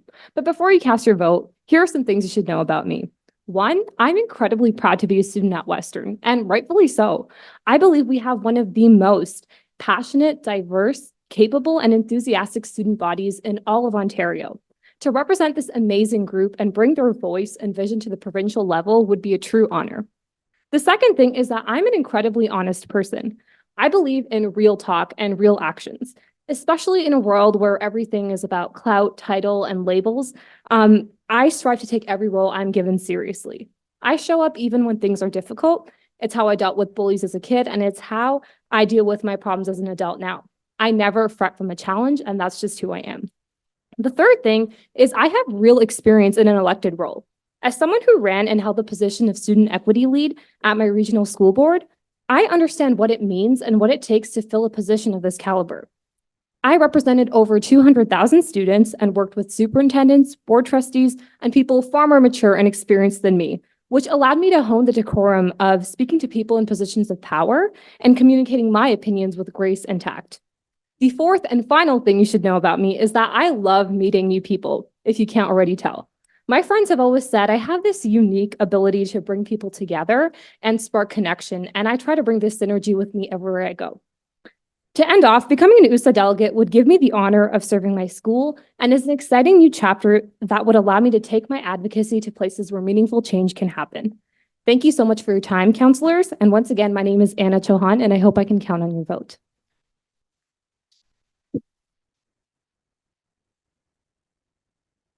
We'll now hear from Laura.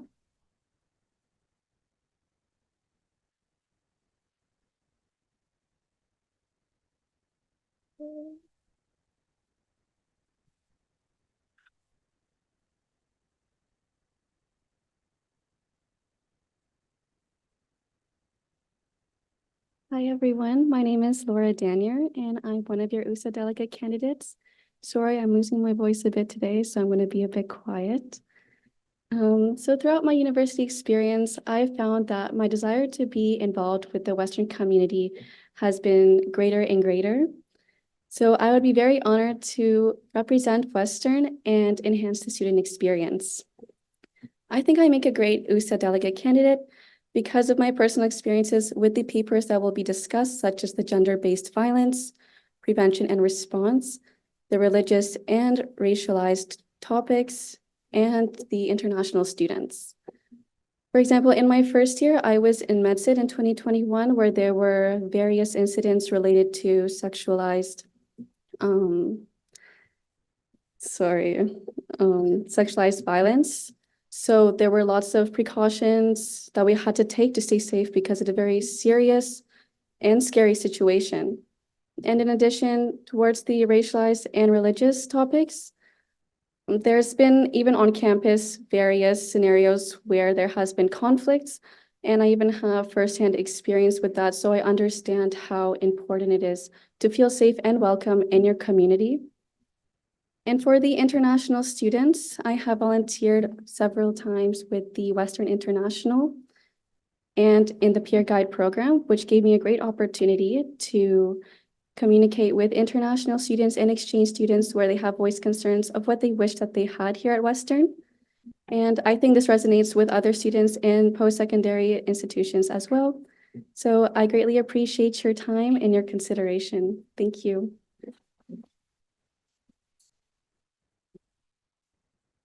Once again, because the name was so small, that's Laura.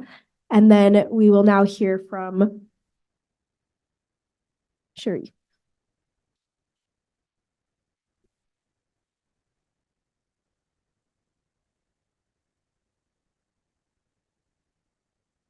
Hi, everyone. My name is Sharif, and I want to be your OUSA delegate.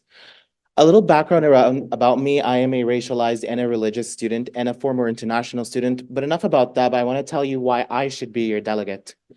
As a Western student, I've gotten involved in many leadership and advocacy roles, such as participating in the recent Academy of Curriculum Review, where I help assess curriculum reviews for Western University, as well as being a counselor and an employee of the USC. I'm very familiar with the USC. I've been involved in many ways around campus. One of the main things why I really love leadership is because I love lending my voice to other people. I'm a naturally really loud person, so it kind of balances out because my loud voice balances out with a person's quiet voice, and together we can work together to make this a better community for everyone. I love being able to represent Western, and Western has been a great place for me for the past 4 years. Every opportunity I've gotten, I've been able to take. It's been such a great experience, and honestly, nothing makes me happier than representing Western and being a part of Western. I recognize the ability to be able to go out to these delegates is something that not all students get to go, and I do understand that. And honestly, I want to use my voice at these conferences to meet other people, to represent Western well, and to bring many of these topics to the table. Last year in engineering, I was involved in deciding whether there could be a prayer room for students in the engineering building. And stuff like that, I've had many roles involved in related topics, which is why I think I would be the great candidate to go to the OUSA delegate. Thank you all very much.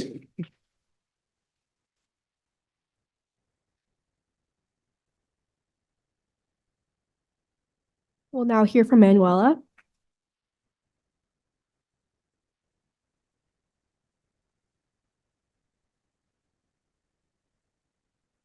Hello, everyone. My name is Manuela Garzón. I am a student that comes from Bogota, Colombia. I am studying in Huron, and I am a proud member of this community. The reason as to why I want to be an USA delegate this upcoming term is because I have experienced firsthand the amazing opportunities that our campus offers. I believe that education is a privilege, and as someone that received a scholarship to enter this institution, I believe that I have a responsibility to advocate for the students that are a part of this institution. As someone that has been an orientation leader for 2 years in a row, is the current executive director of TEDx Western U. I was also, honestly, I could tell you about my achievements, but the real reason as to why I want to go is because I think that education being a privilege is something that we should not take for granted. And being able to be a part of the USA delegation once again, because I forgot to mention, I was already a part of it a year ago. And a couple of the members in this room, I was lucky enough to be a part of the delegation with them.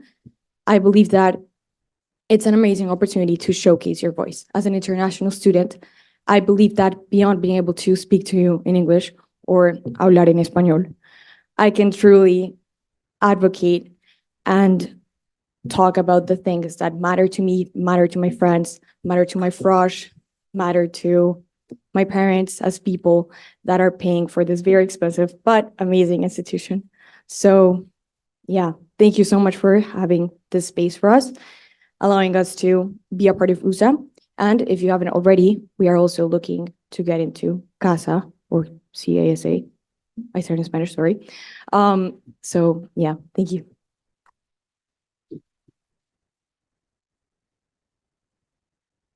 We'll now hear from Kathlena.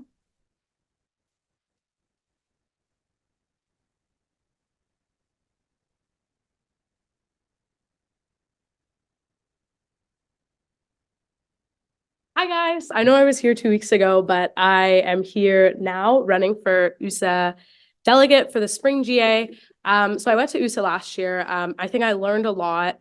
And I think that the reason why I chose this GA specifically is because of the 3 papers that are up for debate.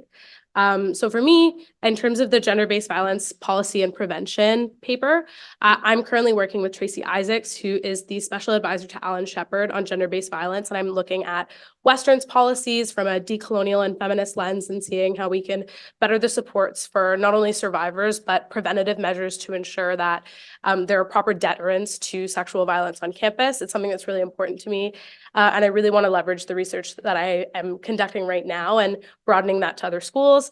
In terms of racialized and religious student, but also I'm currently a fellow at the Mosaic Institute, which is a nonprofit organization that does policy and education-based research on racial discrimination in Canada, and they lobby to the Ontario government and the very government that the USA papers will hopefully be used for to lobby towards. And finally, on international students, I've been a SOF twice, working with a lot of international students, including some who are in the room tonight, which is really exciting. But I think for me, seeing the struggles that they've gone through in terms of increased tuition versus domestic students, but also like the differences in culture and the policies and procedures that happen on campus and off. I think these are 3 papers that are really important to me personally. And I want to be able to not only bring my own expertise, but support the other delegates who will be there in ensuring that Western's voice is really strong and shines through on this paper, and that the values that we have as a student body of 35,000 are really reflected in the aims of the organization as they lobby to the Ontario government. So thank you so much for your time, and I hope this meeting isn't too long.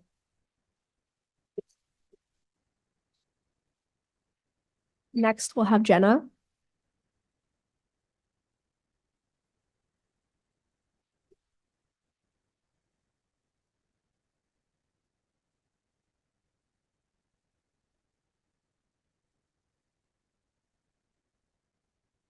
Hello, everybody. My name is Jenna Ejam, and I'm a 3rd-year medical science student, and I'm also a Western Student Senator representing the science faculty currently. And with this experience, I've learned so much about student policy and also kind of the power of student voices. And I feel like I would really love to be a USA delegate to advocate for students and kind of leverage that voices. But aside from my experience, I feel like the reason I really wanted to be an USA delegate is because of my passion for the specific topics being discussed. First, I want to talk about the international students topic. I was born in Canada, but I only lived here for 2 years. And at the age of 2, I lived in Bahrain. At the age of 4, I lived in Saudi Arabia, and I lived there for 15 years in a very, very diverse community with 70 different nationalities at my school. And because of this, I learned about so many different backgrounds and cultures, and it's become a big part of who I am. And it's something I'm really, really passionate about. And coming to Western University, this passion kind of led me to volunteer with Western International multiple times. I'm a Western International Week ambassador. I'm also volunteered as a lead volunteer at 4 international orientations. I'm also currently an international peer guide, and I had 5 international peers that I kind of helped welcome into Western and kind of like help them throughout the year. And because of this, I not only understand the needs of international students, but I also understand their concerns. And I really want to voice that at the USA General Assembly. Also on the topic of gender-based and sexual violence, I also lived in MedSid in 2021. And through kind of the incidents that kind of occurred this year, it became something I was very passionate about. And I understand the needs of resources, and kind of it's something I want to advocate a lot more for at the USA General Assembly. And then also in terms of the racialized and religious students, I understand, and I've seen a lot this year that there's been a lot of, not just this year, but in general, especially living in a very diverse community, I've seen a lot of racialized discrimination, and it's something I've become very passionate about, especially as someone who's Arab.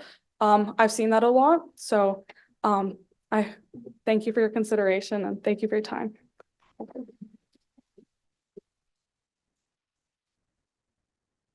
We'll now hear from Joshua.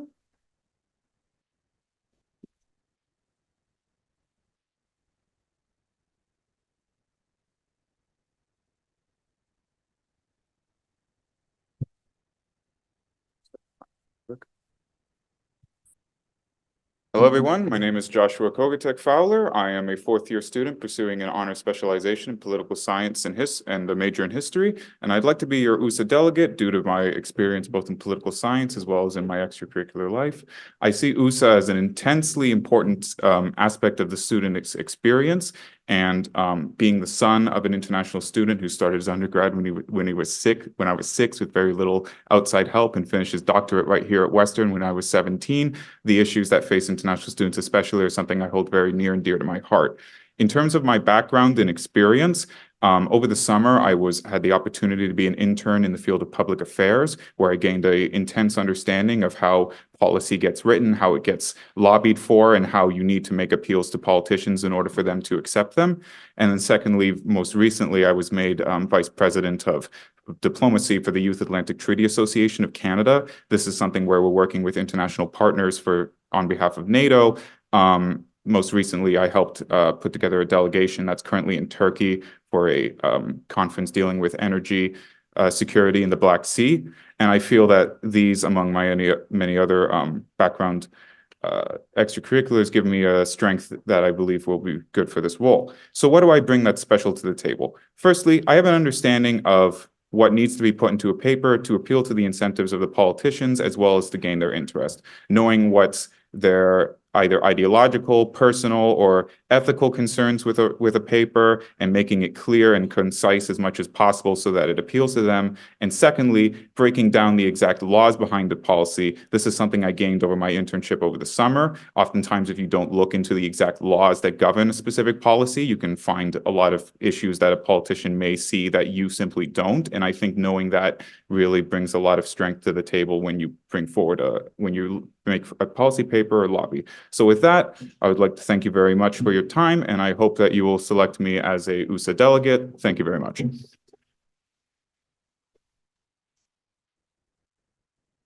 Our next candidate is Sophia.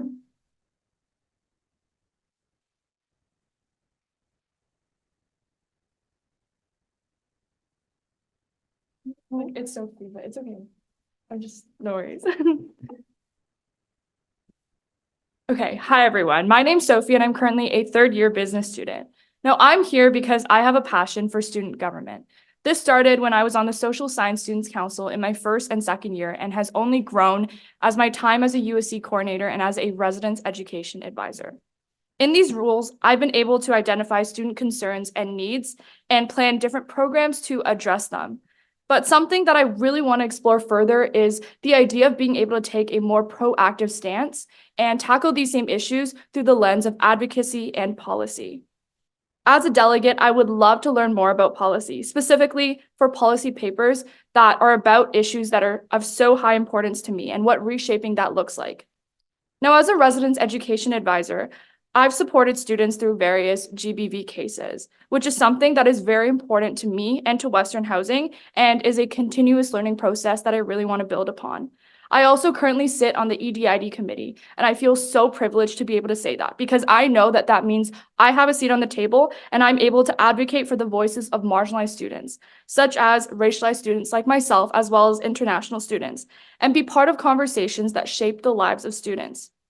Now, I want to continue this discussion on a larger scale and continue advocating for solutions to all the unique barriers that students face. On the other hand, as I've mentioned, I'm also the community engagement coordinator on the USC. And not only have I been able to learn so much about the USC and how it operates, but I've also learned so much about different portfolios, about different challenges that different student groups face all around campus. I'm very eager to apply all of my experiences to USA, but that's not why you should vote for me. I cannot promise you that I know at this moment everything about policy or advocacy. But what I can promise you is that I am willing to learn, I have an open mind, and I'm willing to put in the effort to accurately represent the USC on the provincial level. I'm very excited to also listen and learn from other student leaders from other schools who all carry different perspectives and work together to create evidence-driven solutions and policy recommendations that will positively impact the student experience. Thank you. My name is Sophie, and thank you so much for listening.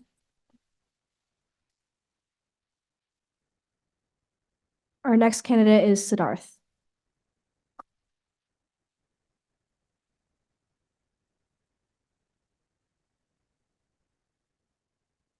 Hi, everyone. My name is Siddharth, and with these particular policy papers, what I want to tell you before I present my case is to trust the experience of racialized students, international students, and people who have experience working with gender-based sexual violence. I think I wasn't looking forward in particular to coming to this USA conference. I'm in my last semester. I'm kind of just looking to relax. But I think with these particular policy papers, the evidence of experience is extremely important. And when international students and racialized students come to these places, have their voices heard, they're able to provide you with the evidence of their experiences. It's all well and good to have worked with international organizations working to attack these issues. But when we talk about specific experiences, the intricacies of those experiences can't be reflected by any way unless you've been part of those. I'm an international student myself. I've worked with international student orientation for 2 years. I've been an orientation leader for 4 years. I'm in a plethora of international students. I've had to navigate those experiences myself. And over the years, one thing I've realized is that those experiences can't really be replicated as long as they're not part of your personal life. I've been to USA before as a delegate. I can tell you that while a knowledge of policy, which I do have as a former USC counselor, as part of 4 different student councils on this campus, is extremely important. But what I can tell you more is that you're going to come to USA and you're going to see that there are points missing from your experience. And that's why it's important that more than policy experience, more than being a student leader, which I have been, it's simply important to have these experiences and have a plethora of them, being able to communicate them, being in the environments that they are talked about, but also advocating for yourself. I think the personal is political. I've interacted with GBSV through my programs, through my personal experiences as an orientation leader, putting myself in vulnerable situations. I worked on the London Safe Cities program with the Governance Leadership Ethics program at Huron University College. And it requires yourself to put yourself in situations where you have something at stake. And I think that's what I'm offering here. More than 4 years of governance experience, more than interaction with policy, more than writing policy, more than having been to USA. It's really the personal experience I feel that is most relevant when it comes to these particular policy papers. And so just before I end, if you don't vote for me, I hope that you will vote for the international students that are here. I hope you will respect their experience. I hope you will respect the experience of people who have personally interacted with these issues. Thank you.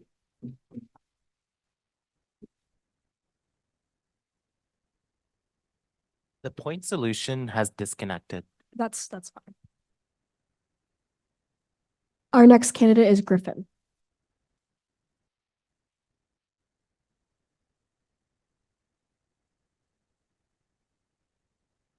Hey, everybody. There we go. I hope you're all doing very well today. I'm a student of Western, but I'm also a student of Huron University College. And as such, this year I've sat on the HUCSC as the philosophy representative. With that role, not only have I been able to engage with students, but engage with the faculty as well. I've sat on as an observer at the Faculty of Arts and Social Science Councils on the bi-monthly SAIS, as well as the Academic Council, where our decisions are ultimately made. Through that role, I've received the updates that are relevant to students. Huron itself is 23% international students, much of which have become my friends over this time. I want to ensure that, as we've seen recently, things like the housing crisis and things like the international student visa caps that we've seen. These issues pertain to us all, not just for the current students, but the future ones I'm concerned with. I'm concerned for my friends, their family, their siblings, and their other friends at home who are coming into Western, want to study in Ontario, and I want to make sure that they have a place here and a place for everybody. Making sure that affiliate voices are heard here. I want to make sure that everybody, not just Huron, not just Kings, not just Brussia, but Western as a whole, all of its affiliates get shown and provide themselves at USA. It's really important for me that we have a unanimous and congruent voice together. Making sure that student voices, student experiences, international students, and everybody are reflected through these issues. With the visa caps, as I mentioned, making sure that it's not just current policy, not just current students, as they're no longer affected, but the future ones. There has to be a space for both current and future in policy. As I've seen on council and working with students, additionally as a student engagement officer at Huron, the work is monumental. The ability to actually work with both students, faculty alike, get those memos, get those information and distribute that to everybody is so important to me that I want to reflect it at USA. I want to make sure that my voice, that my friends' voices, that Huron's voice and affiliates as well are there at council and deal with provincial government. Thank you all. I hope you consider me. Have a good night. Our next candidate is Kai.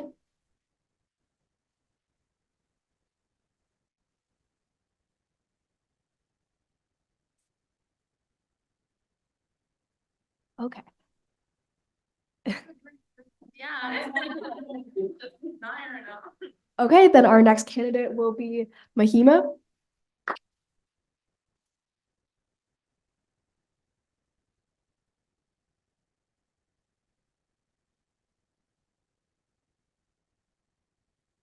Oh my God, it's a lot more intimidating from up here. Hello, everybody. I just wanted to start off by thanking everybody for this opportunity to present today. Post-secondary education continues to be a privilege and not a right. I can't speak from a lens of an international student, but I can speak from a lens of being a woman and a second-generation immigrant. I've seen the way education has transcended from my grandfather doing his PhD in Canada, to my parents both pursuing post-secondary education here, and to myself now pursuing my undergraduate degree in economics for my future to eventually go into politics and or become a lawyer. I haven't decided yet. But through this, I've really experienced what it means to have a voice. And what sets me apart from most people is my experience. So I present a lot of qualifications, for example, of being part of the youth leadership for World Vision. I'm also a proud shadower of the Minister of Education, Stephen Lacey. So I've seen firsthand what being involved within this process can do to someone. On top of that, the OUAC is an organization of 150,000, a representation of 150,000 undergraduate students that are both part-time and full-time, and they are student-driven, and that's exactly what I represent. I'd love to share my passion for advocacy, especially through my own experience. And I think I bring to the table exactly what is needed on this council, a fresh face, new eyes, and especially with the experience that I bring, I feel like I can be a voice and an advocate for those that aren't represented. My main focus would be access, affordability, and accountability. And I think those things haven't been addressed in the past, especially here at Western. As others have mentioned, the gender-based violence and other religious remedies on campus. In addition to that, my commitment to positive change has really been part of my journey here. And for example, this is just something in my own personal experience. As being a woman on campus, I don't think that people really understand the difference between equality and equity. And when I talk about equity, I talk about cerebral opportunity for women. And I think education, as much as it's accessible by everybody, it's something that continues need to be advocated for. And even though we may think that things have been targeted so far, you can really see that they haven't.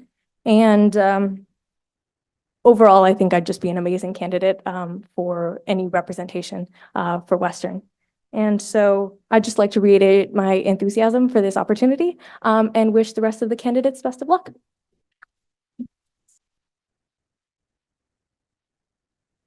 We'll now hear from Gayatri.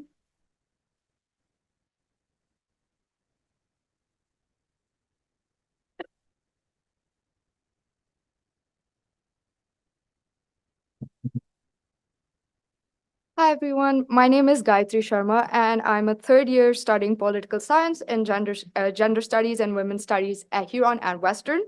I'm an international student from India and my journey began at Western in 2021. Since my first year, I've been actively engaged in a range of roles on and off campus.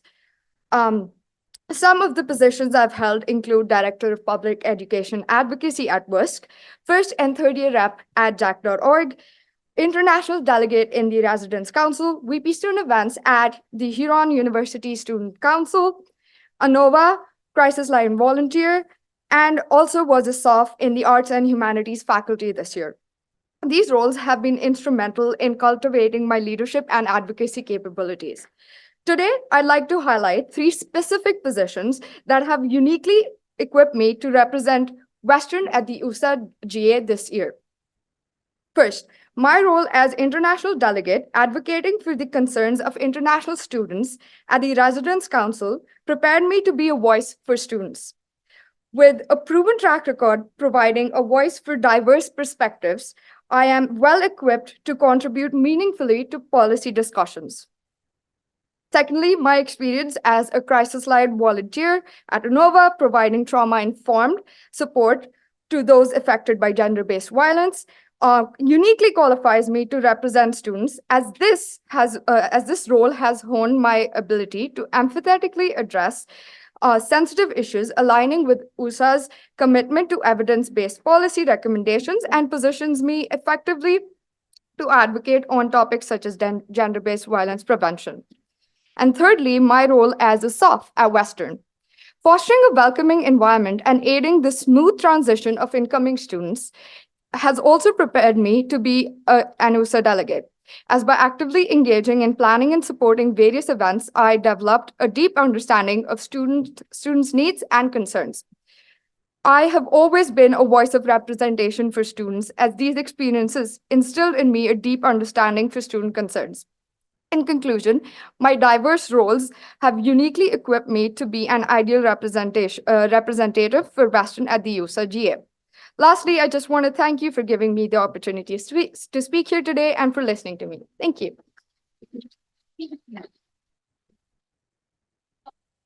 Isabella, point of personal privilege. I don't know if this is working. Yeah, I can't tell. Kai sent in a video and he just wanted us to tell you that. I think maybe he couldn't be here and he sent a video. Not sure whereabouts, but Yeah, I don't have it. Okay. If to Isabella or to he did not. okay. Maybe to Emily, but just wanted to mention that. Thank you. Okay, well then we'll proceed with our next candidate, which is Hamza.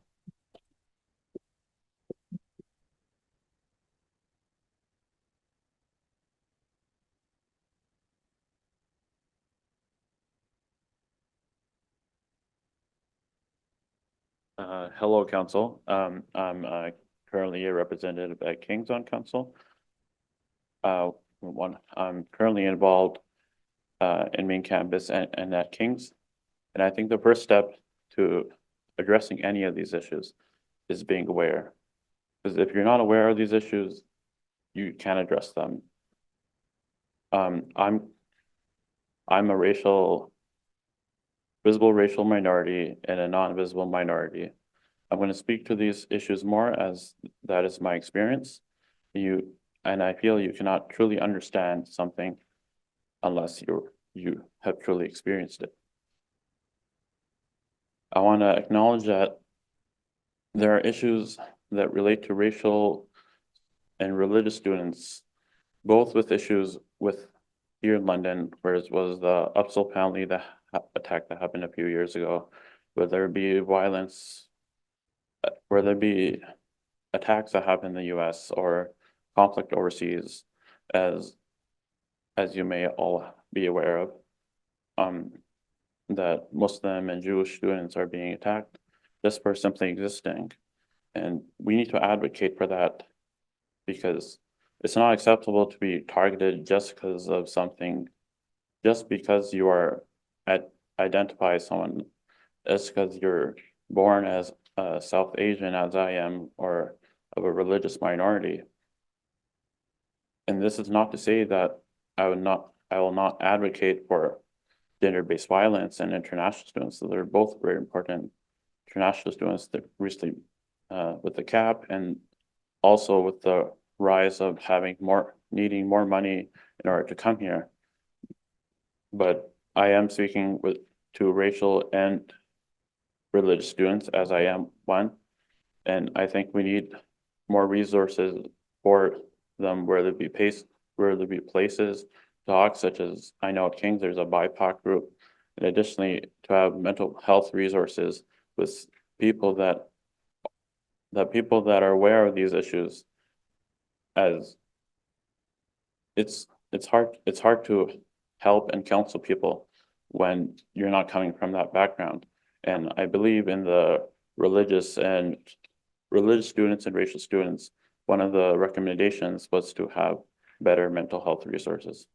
So that is why I think you should vote for Hamza Wasfi as a USA delegate. Thank you.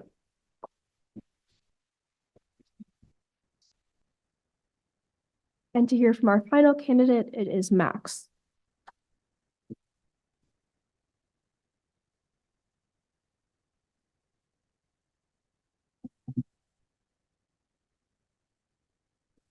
Good evening, everyone. It's an honor to speak here today.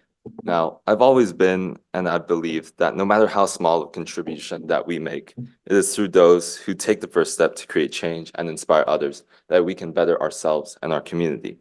That's why I'm really proud of all of us here who are trying to be an OSA delegate at the GA and are really astounded by the amount of people who've taken this opportunity to really try and represent our community here at Western.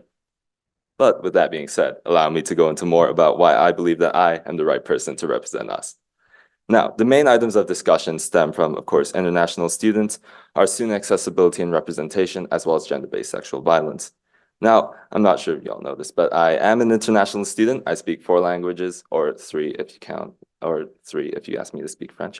And as someone who understands the issue that immigrant students face, I've led organizations in Toronto such as Scarborough Youth United, which focuses on providing space to migrant youth to support their concerns, as well as give them a safe space to express themselves.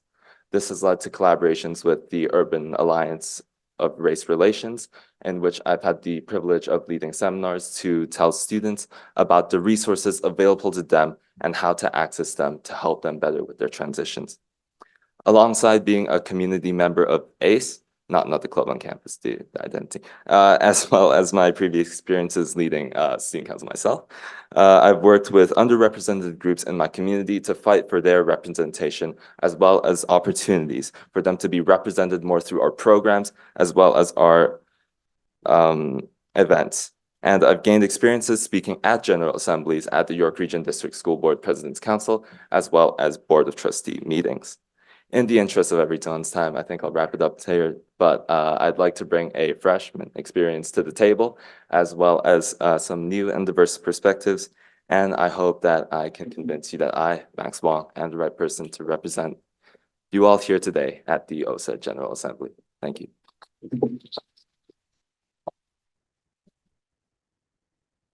Okay, so the USA ballot has been placed in the agenda channel in Slack by Melissa. There are going to be 7 choices you'll make out of the 16 candidates, and it's a ranked ballot. So please go do that now.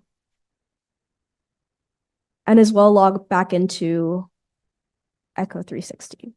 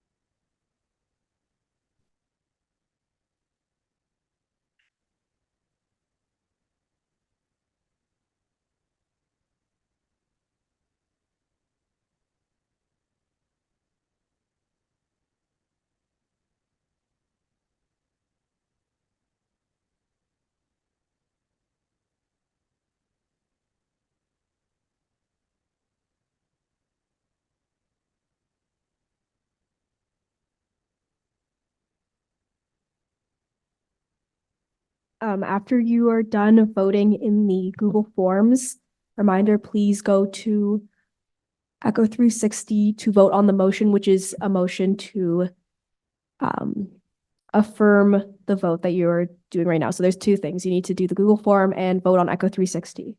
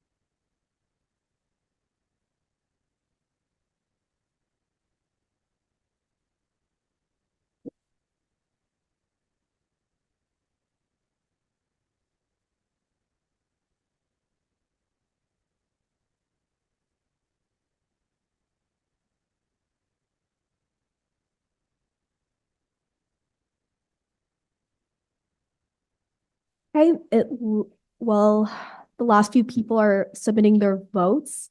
We will need a second to tabulate the results, so we'll go through the rest of our agenda and circle back. Don't let me forget to tell you what the result is. But we will now move on to, are we looking to close? Oh, 35. Oh.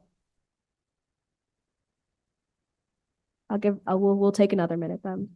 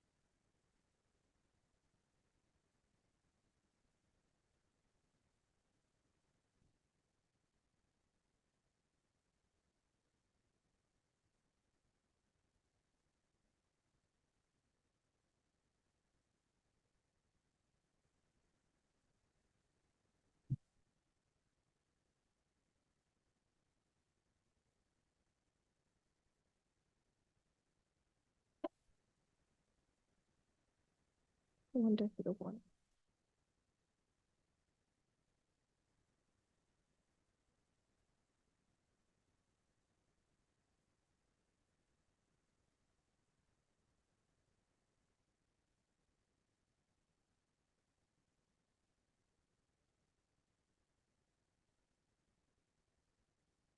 Oh.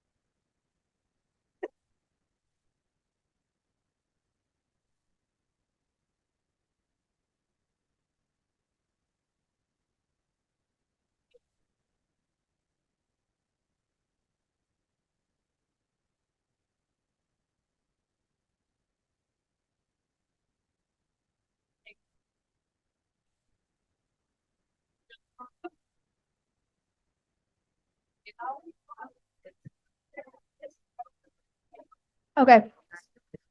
So we have everyone, we've stopped accepting responses. So while we're giving Melissa a second to tabulate the results, we'll move on to our next motions. One second, let me cycle through the other ones.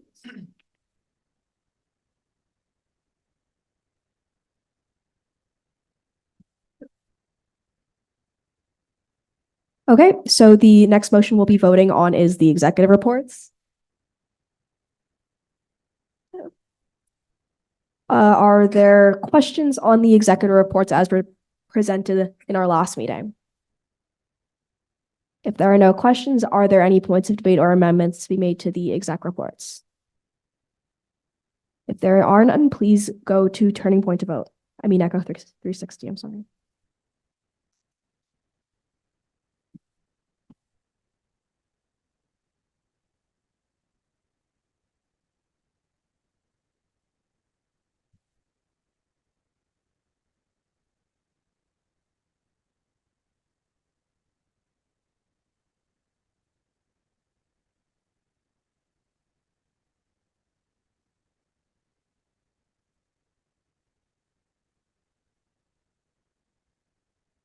The executive reports are passed unanimously.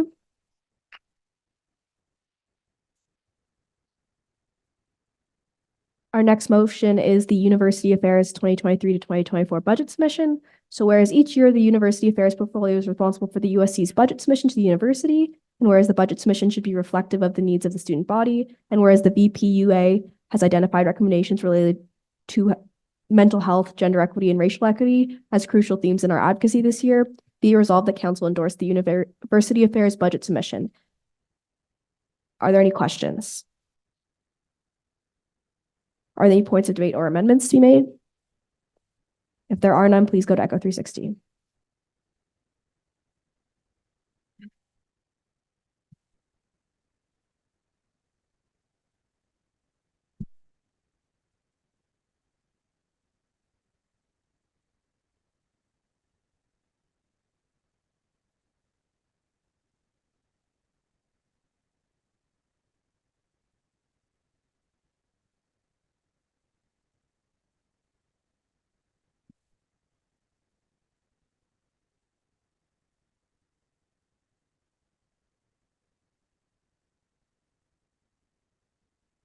This also passes unanimously.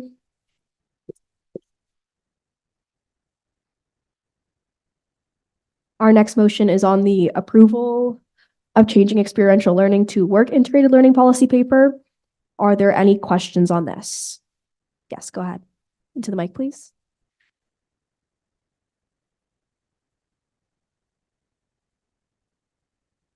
So we were consulting with our faculty over the past week, and we were just wondering if you could elaborate on why we need to change, why we need to rebrand the paper from experiential learning, just because there's a concern that we're undercutting the ability of council now or in the future to advocate for a career integrated or community-based learning. Yeah, no, great question. So the paper we have a few years ago is EL focused. The reason we're kind of moving into work integrated, which is a pillar of EL, we're just putting more of a focus on this pillar because that's what we're seeing right now. And as this paper will be effect for the next 3 to 4 years, we want to make sure that we're advocating on opportunities that are being integrated already into curriculum. The other paper is already on EL and that's still in effect. This is just kind of going more into that depth of research on more integrated learning opportunities. Are there any further questions? If there are none, are there any points of debate or amendments to be made to this motion? Seeing as there are none, please go to Echo 360 to vote.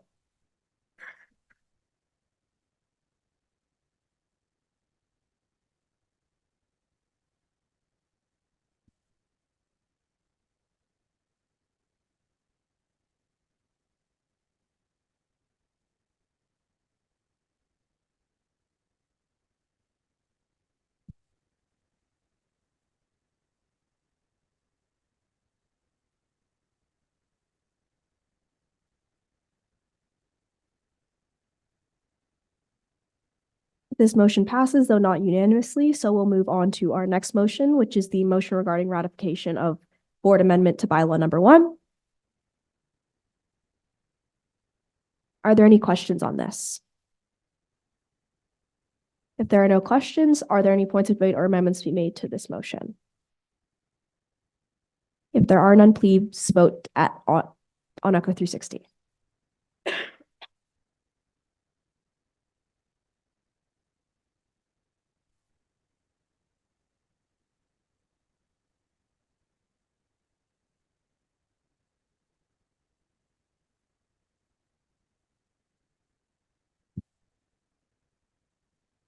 This motion passes unanimously.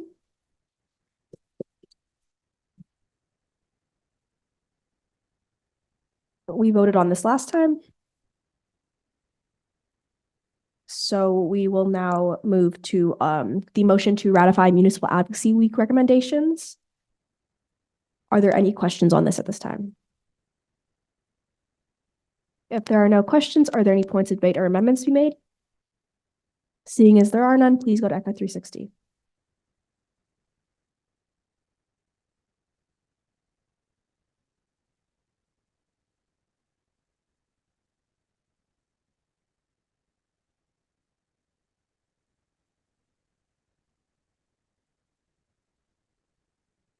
This motion passes unanimously.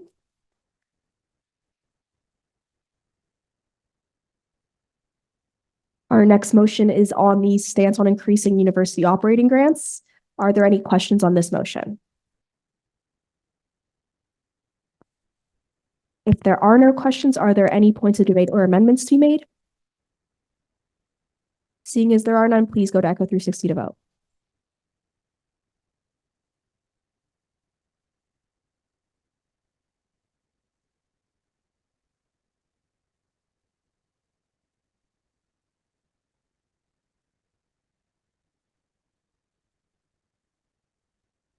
This motion also passes unanimously.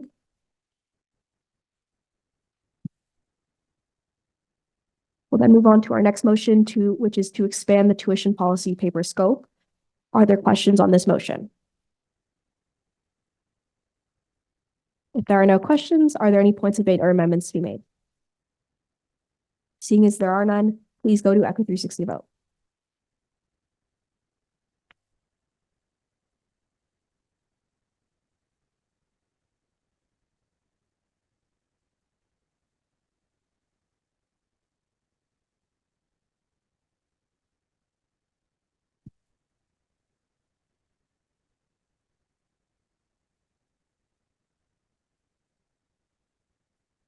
This motion also passes unanimously.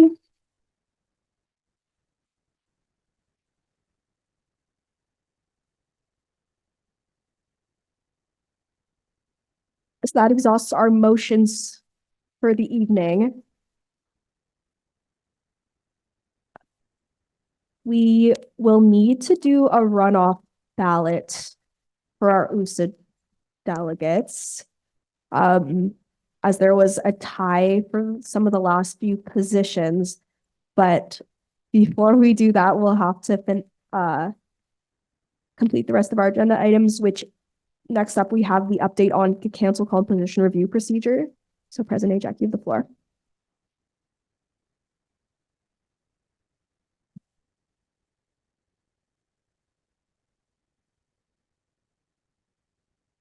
So I'll look towards Austin if you would like to speak on this as well. And then maybe I can build on what he's mentioned. So Austin, all to you. Okay, so this is just a routine thing that happens every year once we get the new registration numbers, and all that is changing in this is that because of enrollment numbers, Kings will be losing one counselor. There are no other changes.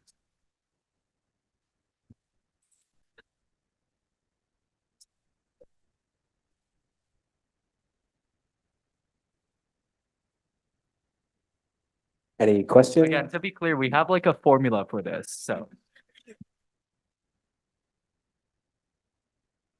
Sorry, Candace. I know. I just have a quick question. Sorry, I don't know if you saw my hand. Go ahead, Laura. Sunday, I know you reached out about enrollment numbers. Did you get the actual number yet? I did reach out to enrollment, but I haven't heard back yet. No, we didn't get the actual number yet. Okay, so why are we changing it then if we don't have the number?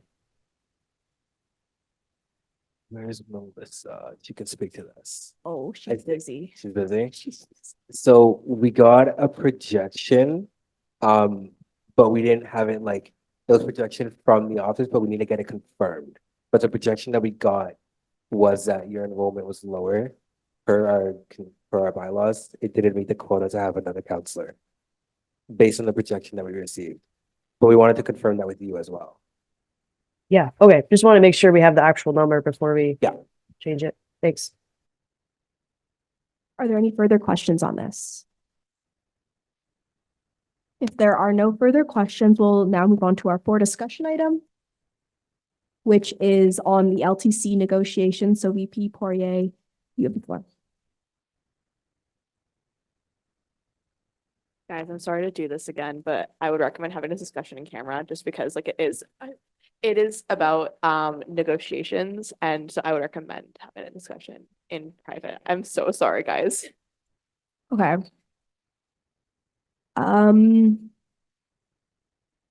President Ajak is moving for an in-camera session. Is there a seconder? Counselor Elmagrabi?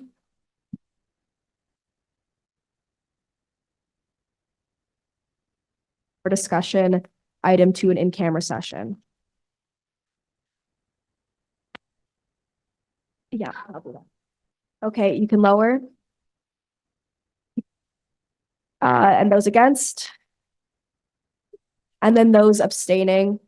So this is becoming an in-camera session, so I'm going to ask everyone in the gallery to kindly